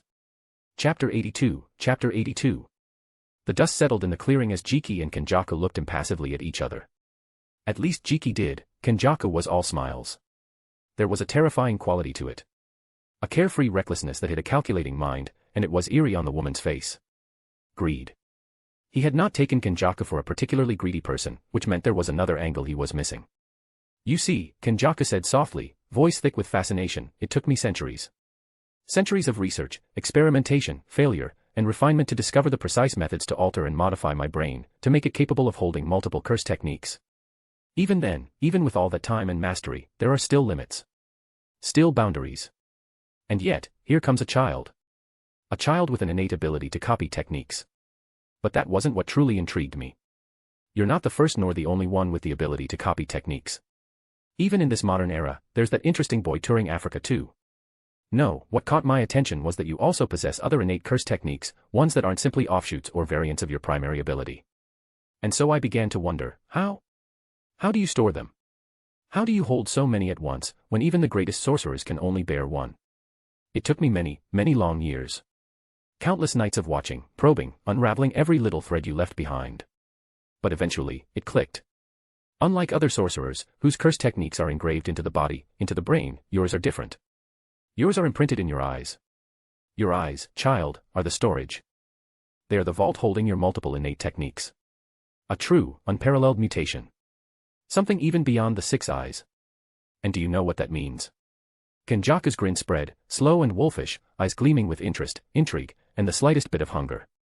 Jiki stared back impassively as he tried to use his RCT to heal his left eye, but he could instinctively feel that his mastery of it wasn't nearly enough to fix such a complex and complicated organ like his Sharingan. He already knew the spiel Kenjaku was speaking. There were differences, little as they were, but he was not blind to the overwhelming similarities. The things I could do with them, multiple techniques in the same body alongside my brain, at least for as long as your body lasts before growing old, Kenjaku finished with a lazy shake of his head as Jiki stared him down. So far, Kenjaku had not begun to use RCT to heal his hand, which meant 2 things, either his capacity for it was low or non-existent, which Jiki didn't think likely, or more possibly, he understood clearly how fast Jiki was. Before he could do more than heal, Jiki could close the distance, and as proven earlier, close combat for most against him was a death sentence. Kenjaku looked up to the sky and admitted easily, I'm not oblivious to the bind you've put me into. In my danger ratings, you were always somewhere slightly below Satoru Gojo and above Suki. So I knew if I somehow didn't manage to kill you with a sneak attack, I would lose. Soft brown eyes drifted down to him. And I was right. But unfortunately for you, I never fight fair, Kenjaku finished with a laconic smile, and Jiki felt the hair at the back of his neck rise as something struck him from behind. He ducked low at the last second, and with his hands against the ground for balance, he instinctively lashed out with a high kick that deflected the weapon upwards. At that same moment, he looked into the grinning face of his attacker. The first thing he noticed was the intense eyes. The skin around the eyes had what seemed like protruding veins. He would have mistaken his assailant for a Hyuga if not for the sharp electric blue orbs that stared back at him. His opponent grinned, and what Jiki had assumed were veins revealed themselves as simply burn marks. The man shifted his stance before lashing out with the staff that Jiki had deflected once. Jiki rolled and gave himself distance before flipping back to his feet with a frown. This had gotten more complicated. Oh, he's not Sukuna, but he has pretty good instincts for a sorcerer of this era. Jiki's brow eased at that slip-up. In a second, he had learned that, for some reason, the new sorcerer was looking for Sukuna and was also not a sorcerer of this era. With that information, he could divert the sorcerer's attention to Yuji and leave him free with enough time to kill Kenjaku. Unfortunately, that meant he would be leaving Yuji in the hands of an unknown sorcerer. A suboptimal decision by any stretch. He glanced at Kenjaku, and he could tell that the body-hopping sorcerer had come to the same conclusion and was looking at him with calm eyes.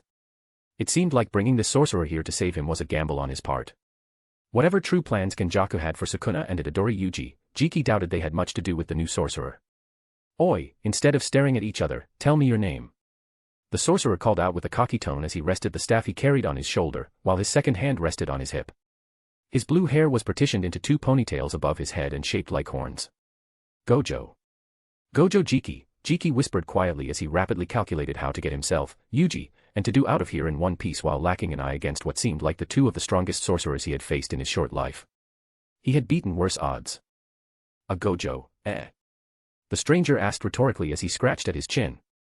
I killed a lot of you in my time. I don't think I ever met any truly interesting one. The man turned back to him with a smile. Something tells me you're going to be different. Anyway, my name is Kashimo. Hajime Kashimo. While the introductions have been fun, I would very much like us to move this along, Kashimo. I'm bleeding out here, and the moment I decide to switch my curse energy from negative to positive, our dear Jiki here is going to kill me. So, if you please.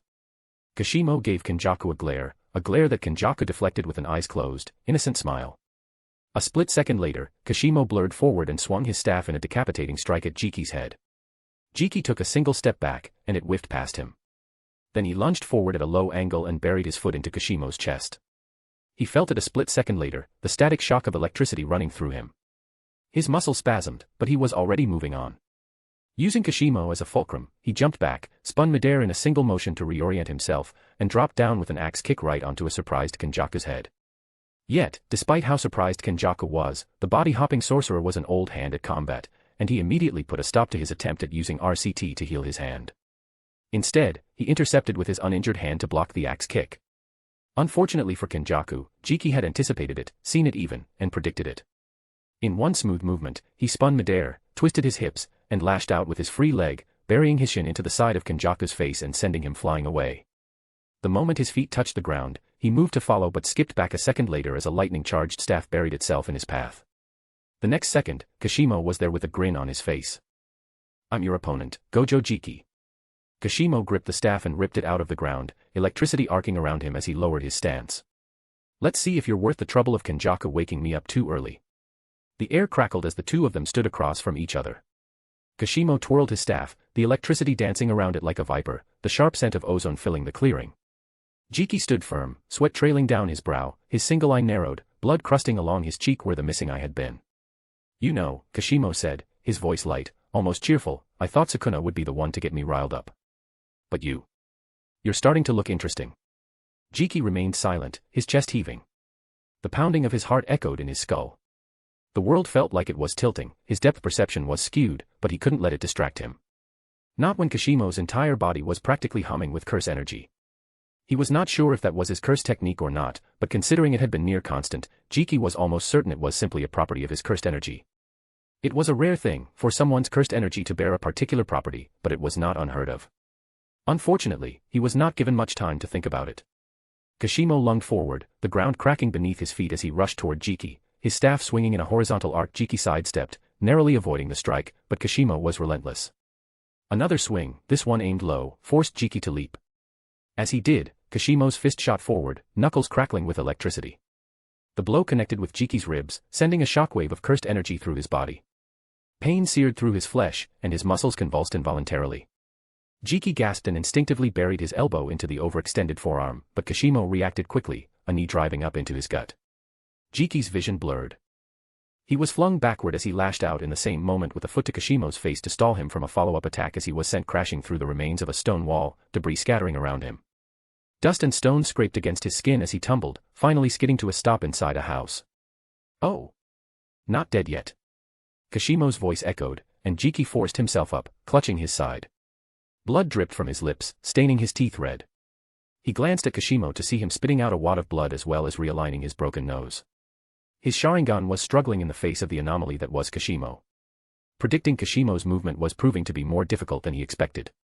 The reincarnated sorcerer's body was alight with lightning in a way that Jiki had found annoying in his past life, the one time his squad had been sent to assassinate the fourth Raikage. He was outputting so much lightning that it masked the actual electrical impulses, muscle contractions, and other physical tells the Sharingan was known to look out for. On the cursed energy side, Kashimo was also a first for Jiki. He had never had to decipher cursed energy movement as erratic and sporadic as Kashimo's due to the lightning property it held. But the main problem was Kenjaku. Not because the body-hopping sorcerer was particularly dangerous, but his presence alone left Jiki distracted. "He's tougher than he looks," Kenjaku remarked from his perch atop the rubble, eyes gleaming with wariness. "But don't let him fool you. He only has one eye now. Unlike the 6 eyes, he needs the 2 pair of eyes for his most powerful techniques." Jiki remained stoic while Kashimo smirked. "1 eye, huh? A handicap, then." "I know what you're thinking, Kashimo, and don't be stupid. He's already adapting to you even with a single eye. He managed to sneak an attack through your last 2 strikes. It's only a matter of time." Kashimo frowned for the second time, and Jiki noted it. He disliked taking orders. Fine. Yet he accepted this again for some reason. What was Kenjaku holding over him, and how could he use it to his advantage? Electricity crackled, and in the next second, Kashimo closed the distance once more, his staff whistling through the air. Jiki barely raised his forearm in time, the staff slamming into his guard, the impact rattling his bones. He gritted his teeth, muscles straining. The next strike slipped past Jiki's guard, slamming into his collarbone with a sickening crack that drove him to his knees. A follow-up kick shot toward his face, but he twisted away just in time, rolling and flipping back to his feet. He barely managed to skip back, but Kashimo gave him no room to breathe. The lightning-clad sorcerer was on him like a wild beast, relentless and untamed. Kashimo lunged forward, striking with fists, elbows, knees, feet, and staff. Every limb was a weapon. Jiki deflected and diverted, weaving through the onslaught, but he could feel it, the creeping drag in his limbs, the faint lag in his reactions. He was slowing down. The next attack came like a thunderbolt. Kashimo's knee crashed up into Jiki's jaw, snapping his head back with brutal force. The world lurched, spinning, and before Jiki could gather himself, Kashimo's fist buried itself in his gut. Agony exploded through him as a surge of electricity tore through his body, muscles locking and trembling. "You've noticed it, haven't you?" Kashimo said, finally pausing, an amused smile spreading across his face. "You're getting slower." Jiki gasped as he skidded back, his muscles locking up, his cursed energy flickering as his body threatened to shut down. Kashimo was right. He was. Every attack Kashimo landed left a lingering touch of electricity in his veins, slowing him down.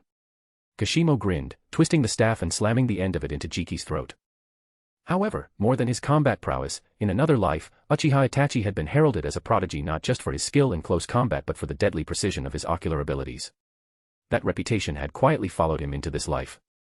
And yet, throughout their clash, Kashimo had shown no care for that fact. He had maintained eye contact without hesitation, either oblivious to the abilities that came with the Sharingan or simply too reckless to care. Jiki didn't particularly care which it was. With a wide-eyed glare, he unleashed a genjutsu package. There was no finesse or subtlety, and he watched as it slammed into Kashimo's mind like a brick through glass. He had not bothered with finesse, not against the wild, jittering, epileptic surge of Kashimo's cursed energy. He didn't expect the illusion to last more than a second. He didn't need more than that. Kashimo froze, his body locking up as his psyche was hurled into a moment of agony, enduring what it meant to be tied to a cross and stabbed 100 times. Move. At that same moment, Jiki's hands shot up, gripping the staff with iron resolve. His body twisted, and this time his kick wasn't aimed to strike, it was aimed to disarm. The sole of his foot crashed against Kashimo's fingers wrapped around the other end of the staff, forcing the lightning-wreathed sorcerer to instinctively let go. Without missing a beat, Jiki spun the metal staff in a sharp arc and whipped it into Kashimo's midsection. The impact sent the other man hurtling backward, crashing through air and dirt. Jiki seized the moment. He didn't waste the precious breathing space. He slammed the staff point first into the ground, feeling the charge bleed out of him, the electrical current that had slowed and dulled his body sinking deep into the earth. Not all of it drained away, some stubborn sparks clung to his muscles, buzzing faintly, but they were no longer enough to hinder him. By the time he looked up, Kashimo was already sprinting toward him again, relentless as ever. But Jiki had made his decision. He had drawn this battle far enough, and pulled Kashimo far away from where the unconscious figures of Yuji and Todo lay. It was time to end it. His Sharingan's inability to fully predict Kashimo's movements was only one part of the problem when it came to facing the reincarnated sorcerer. The greater challenge came from something far simpler but far more crippling, his sudden loss of depth perception. With only one eye, gauging distance became a constant struggle, especially against a close-quarters monster like Kashimo. Every misjudged range, every miscalculated strike left him open. Jiki knew he had to change the game. His hands slammed together with a sharp clap, and without hesitation, his fingers blurred into motion. Hand sign to hand sign, flowing seamlessly as he molded cursed energy in patterns no sorcerer of this world had ever seen. Tiger. Snake. Monkey. Boar. Horse. He drew in a deep breath. Just like chakra, cursed energy was born in the gut. He needed it, shaping it, feeling it surge within him. Sparks flared to life, the heat building, the raw energy shifting into flame. Then, without pause, Jiki pressed his fingers to his lips and exhaled. Fire style, great fire annihilation.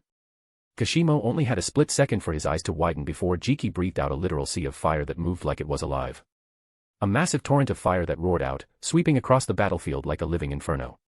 The ground hissed as the grass withered and the earth scorched black. Jiki kept the jutsu up for 2 more seconds before he broke it, and watched the fire spread without his input. He didn't have time to check and confirm if he had killed Kashimo with that blow. Instead, he spun on the spot to where Kenjaku was and was met with the smiling face of Kaori Itadori as the woman clapped. The sound was taunting, the meaty thwack of palms slapping against each other. Kenjaku smiled down at him. That was riveting and exciting to watch in the extreme, your fascinating usage of curse energy, and your critical decision-making skills. Have I mentioned that watching you fight is a marvel? Because it truly is. He was too late. He blurred forward, but Kenjaku was expecting it. The body-hopping sorcerer lazily swung his hand down theatrically and Jiki found himself buried face first to the ground again. Kashimo played his role beautifully. Hopefully, he survives your sea of flames. If he doesn't, well, I guess that's one more binding vow I don't have to keep. Jiki forced his head up despite the immense pressure weighing down on him as he glared up at his opponent with a single eye. Kenjaku fearlessly walked up to him with a smirk of satisfaction.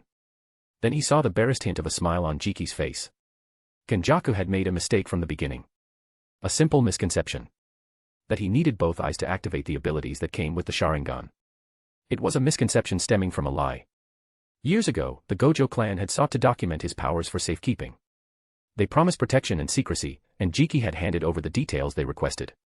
Only he hadn't been entirely honest. He mixed in half-truths and outright fabrications. Before he was a sorcerer, he had been a ninja. He lied and twisted the truth as easily as he breathed.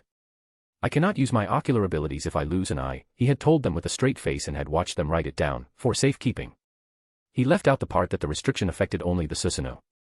When Kenjaku attacked the Gojo clan, he was nearly certain the sorcerer must have found a way to those records. Now he was certain.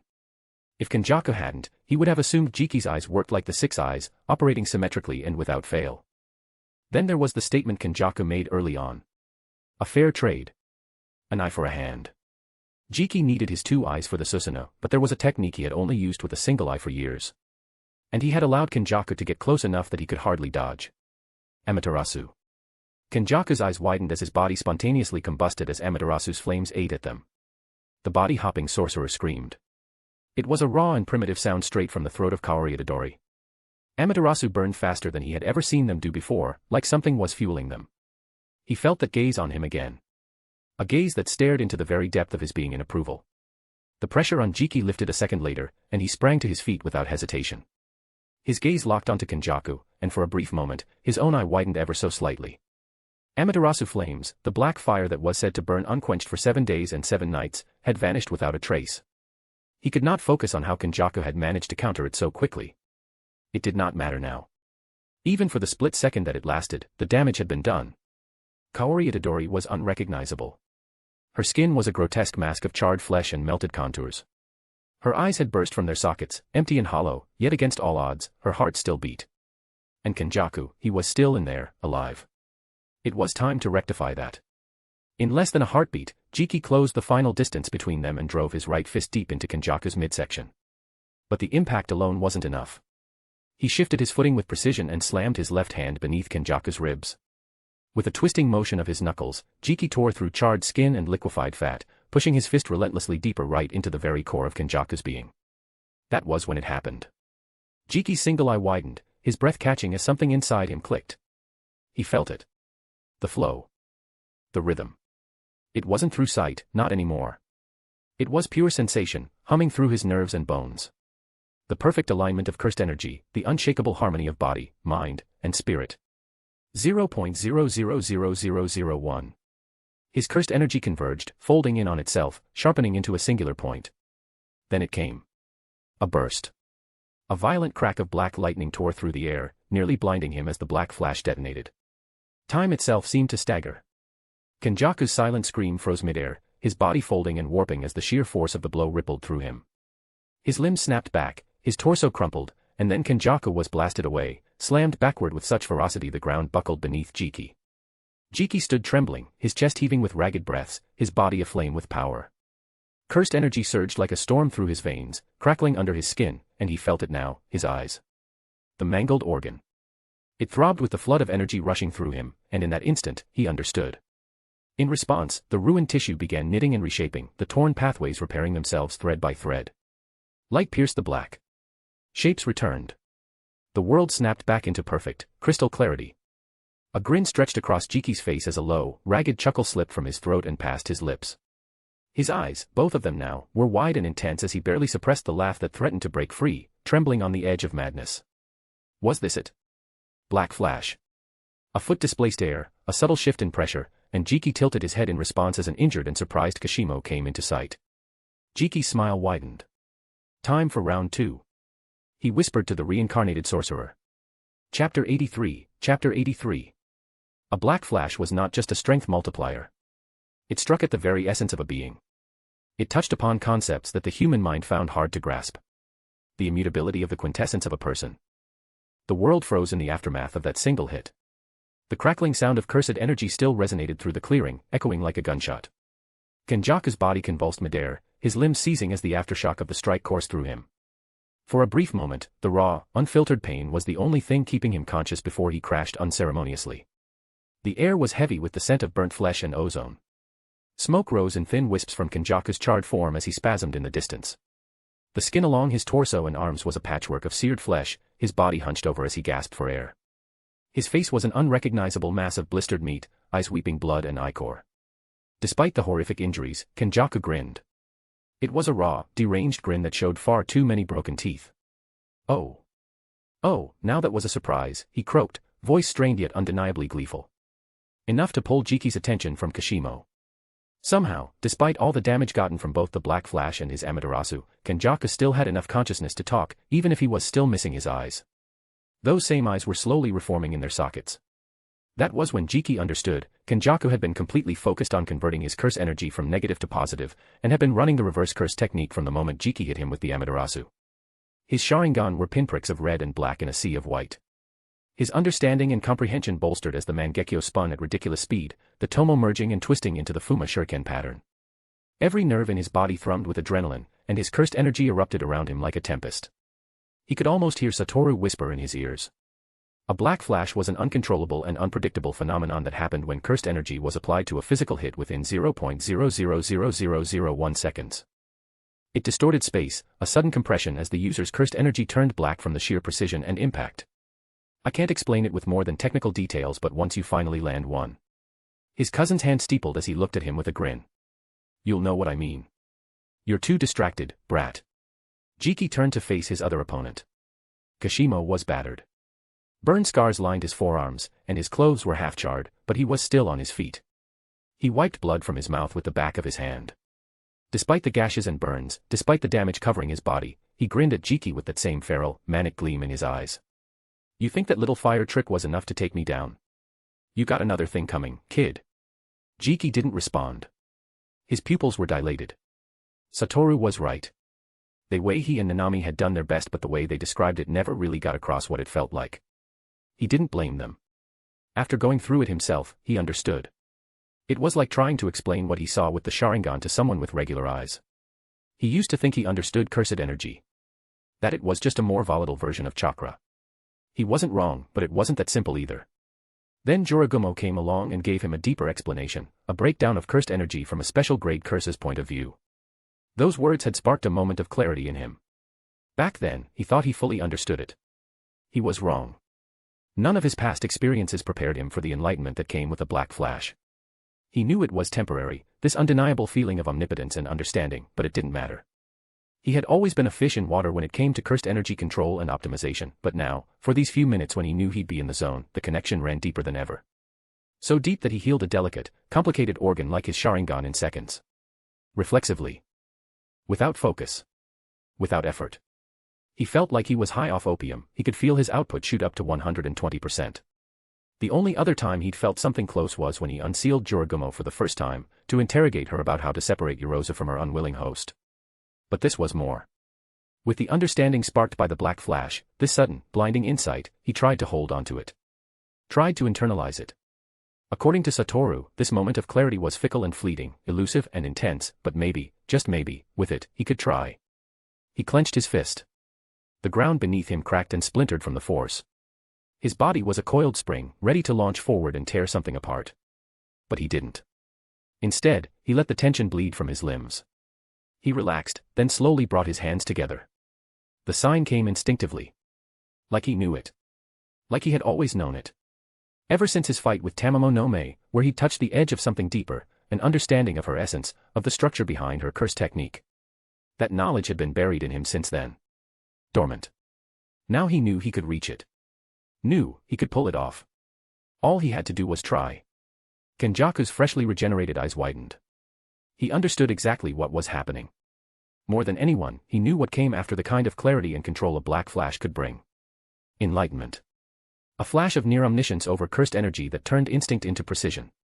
He screamed. Real fear bleeding into his voice for the first time since the fight started. Panic overtook composure. He clawed his way across the cratered ground, dragging himself forward even as he focused everything he had into his reverse curse technique. Chunks of muscle and torn flesh knit back together as cursed energy surged through him, but it wasn't enough. He had been fast to expand his domain, fast enough that a portion of his body remained intact, unlike what happened with his previous vessel against Geto and Jogo. But if Gojo Jiki finished what he'd started, that quick thinking wouldn't save him. Not this time. His body was too far gone. His output was shattered. He wouldn't even be able to begin tearing it down. Stop him, Kashimo. He'll kill us both. Jiki's eyes widened, pupils finally shrinking into near-invisible dots. The Mangekyo spun, barely visible in the sea of white. His hands came together, left thumb on top, 2 index fingers raised. The ram sign. The one he used for his most familiar jutsus. Then he reversed it. Shifted the alignment. changed the intention behind it, and then he whispered. Domain dash. Kashimo reacted instantly. He raised his hand and fired, eyes wide in alarm. A bolt of lightning cracked through the air and Jiki's left hand erupted in smoke and searing pain. He staggered back, eyes dropping to the limb. It hadn't exploded so much as burned. Badly. The skin had shriveled, blackened, and split. The fat beneath had melted away, and the whole arm looked shrunken like it had been flash-fried. Like lightning had hit him. He stared at it, face blank. How? Why? Then it finally clicked for him. The electric charges that had stubbornly latched onto his body like relentless glue, the same charges he had struggled to fully dispel. That was exactly what the reincarnated sorcerer had used. Kashimo had been deliberately manipulating those scattered, diluted currents, funneling them with precise control onto a single limb, then using that point where the charges were concentrated, he fired off the lightning, and watched as it was attracted to the spot the charges were concentrated, making it a sure-hit attack.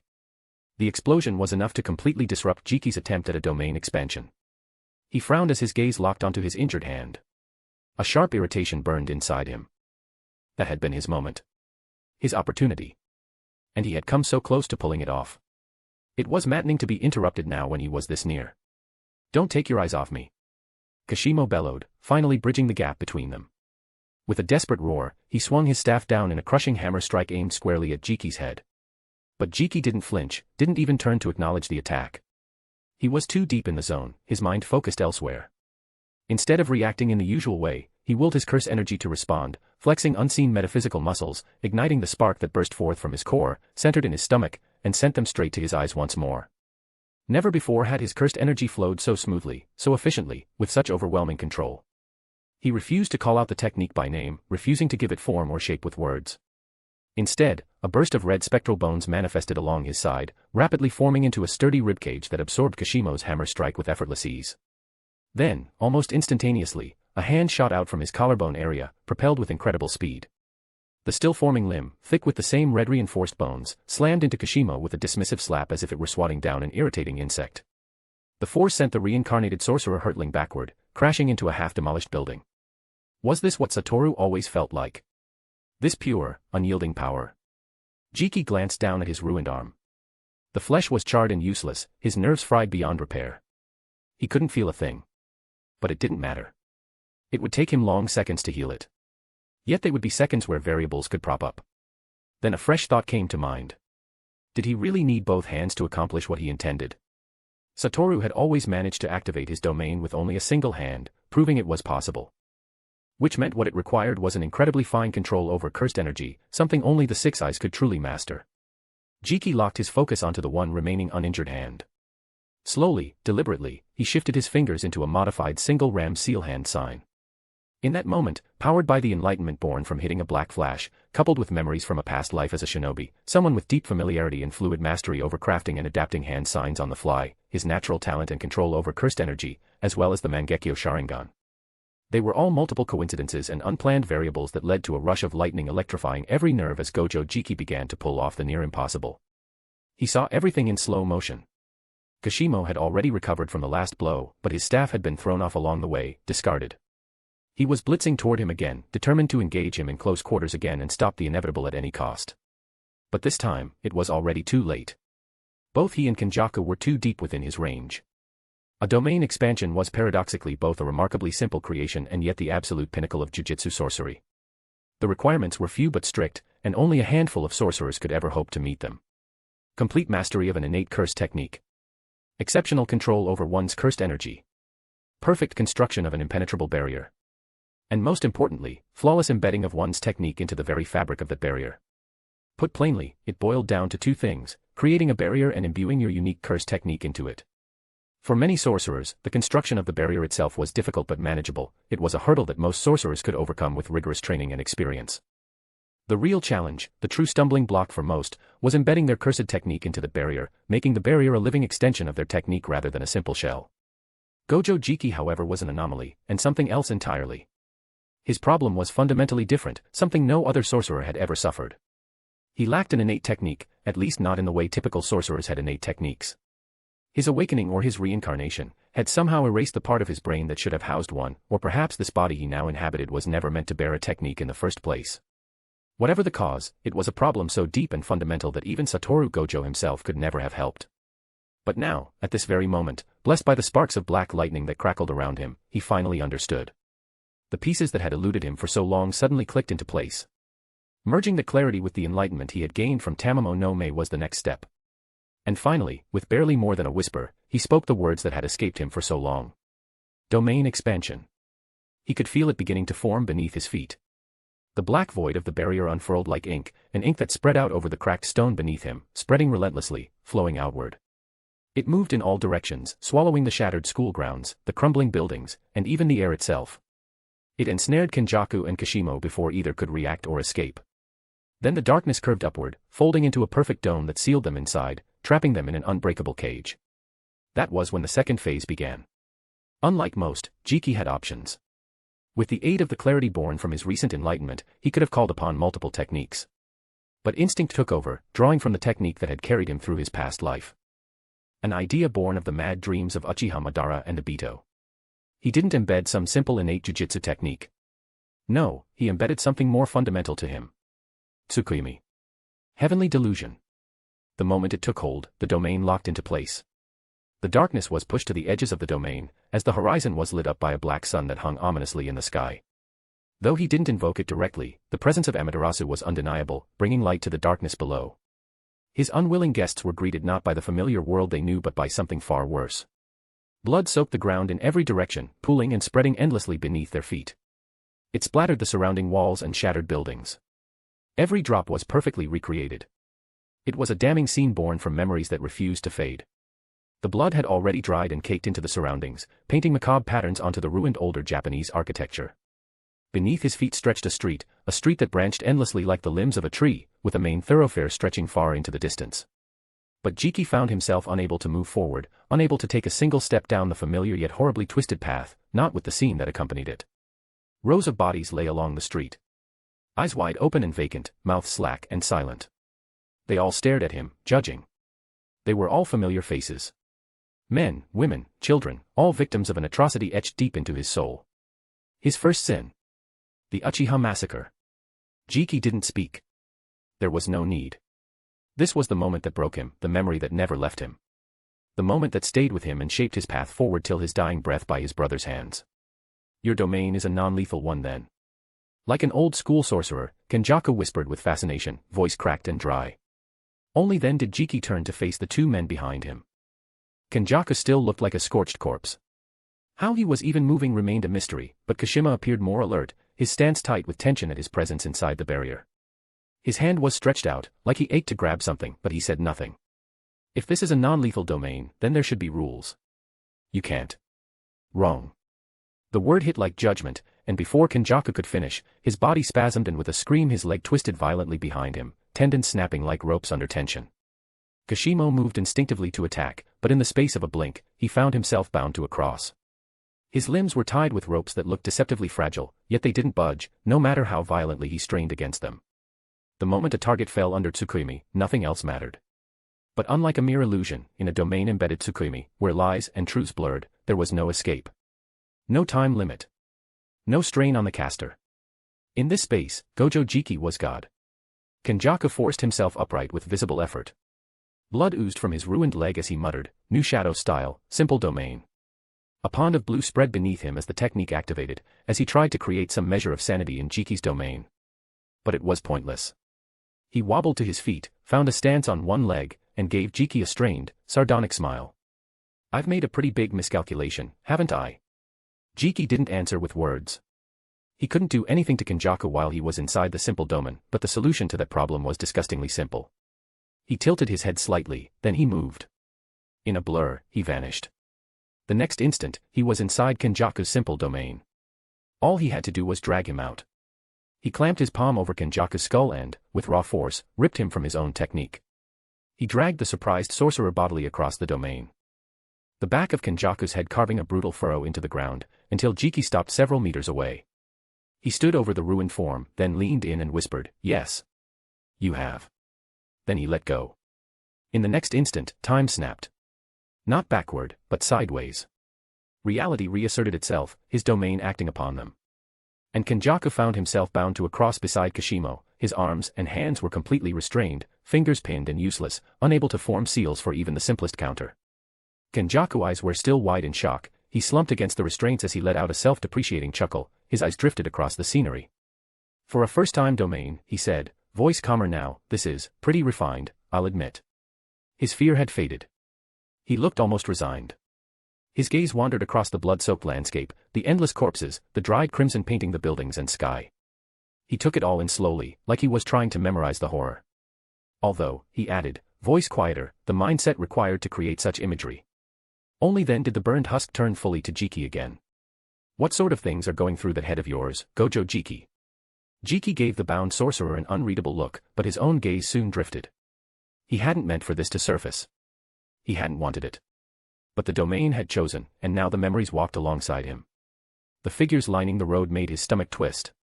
He recognized them, and with each recognition was an accompanying memory. The scentless air felt heavy and metallic with blood. He fought the rising nausea and tore his eyes away, forcing himself not to look too closely. He couldn't risk seeing them. Two shapes he couldn't afford to recognize. Two faces that would shatter him if he did. His voice was cold and low when it finally broke the silence. I told you I was going to kill you, didn't I? He said, changing the topic. Kenjaku managed a grim smile, but something behind it faltered. The fear he had discarded, the calm he had wrapped himself in, began to unravel once again. Yes, you did. I just didn't expect. The rest caught in his throat as he immediately vomited a mouthful of blood. There was a hollow sound, soft and wet as a depression formed in his chest. Kenjaku's head tilted down slowly. His brow creased, in confusion. There had been no movement. No technique called. No gesture or curse. Jiki hadn't even raised a hand. He had simply willed it. And now, Kenjaku looked down to see that he was missing his heart. The silence pressed in. Kenjaku looked back up at him, the mockery of a smile still fading from his lips. There was no time to process what was happening. No time to even feel angry, there was just barely masked horror etched into his burnt face. The ancient body-hopping sorcerer stared into Jiki's eyes and unlike what he expected, there was no anger or triumph at defeating his enemy. All he saw was an emptiness. Stone-cold apathy, and the fear and horror returned all at once, crashing through Kenjaku's spine like ice water. No. No. No. Kenjaku screamed, his voice rising in panic. In that final moment, the truth crashed over him. He was going to die here. Centuries of struggle, of surviving, of manipulating fate itself just to see what came next, were gone. All his planning, all the lives he'd stolen and molded into puppets for his game, all to reach the dawn of something truly new. Something interesting. Something fun. And now, just as it was finally about to begin, it would end. He was going to die here, and there was nothing he could do to stop it.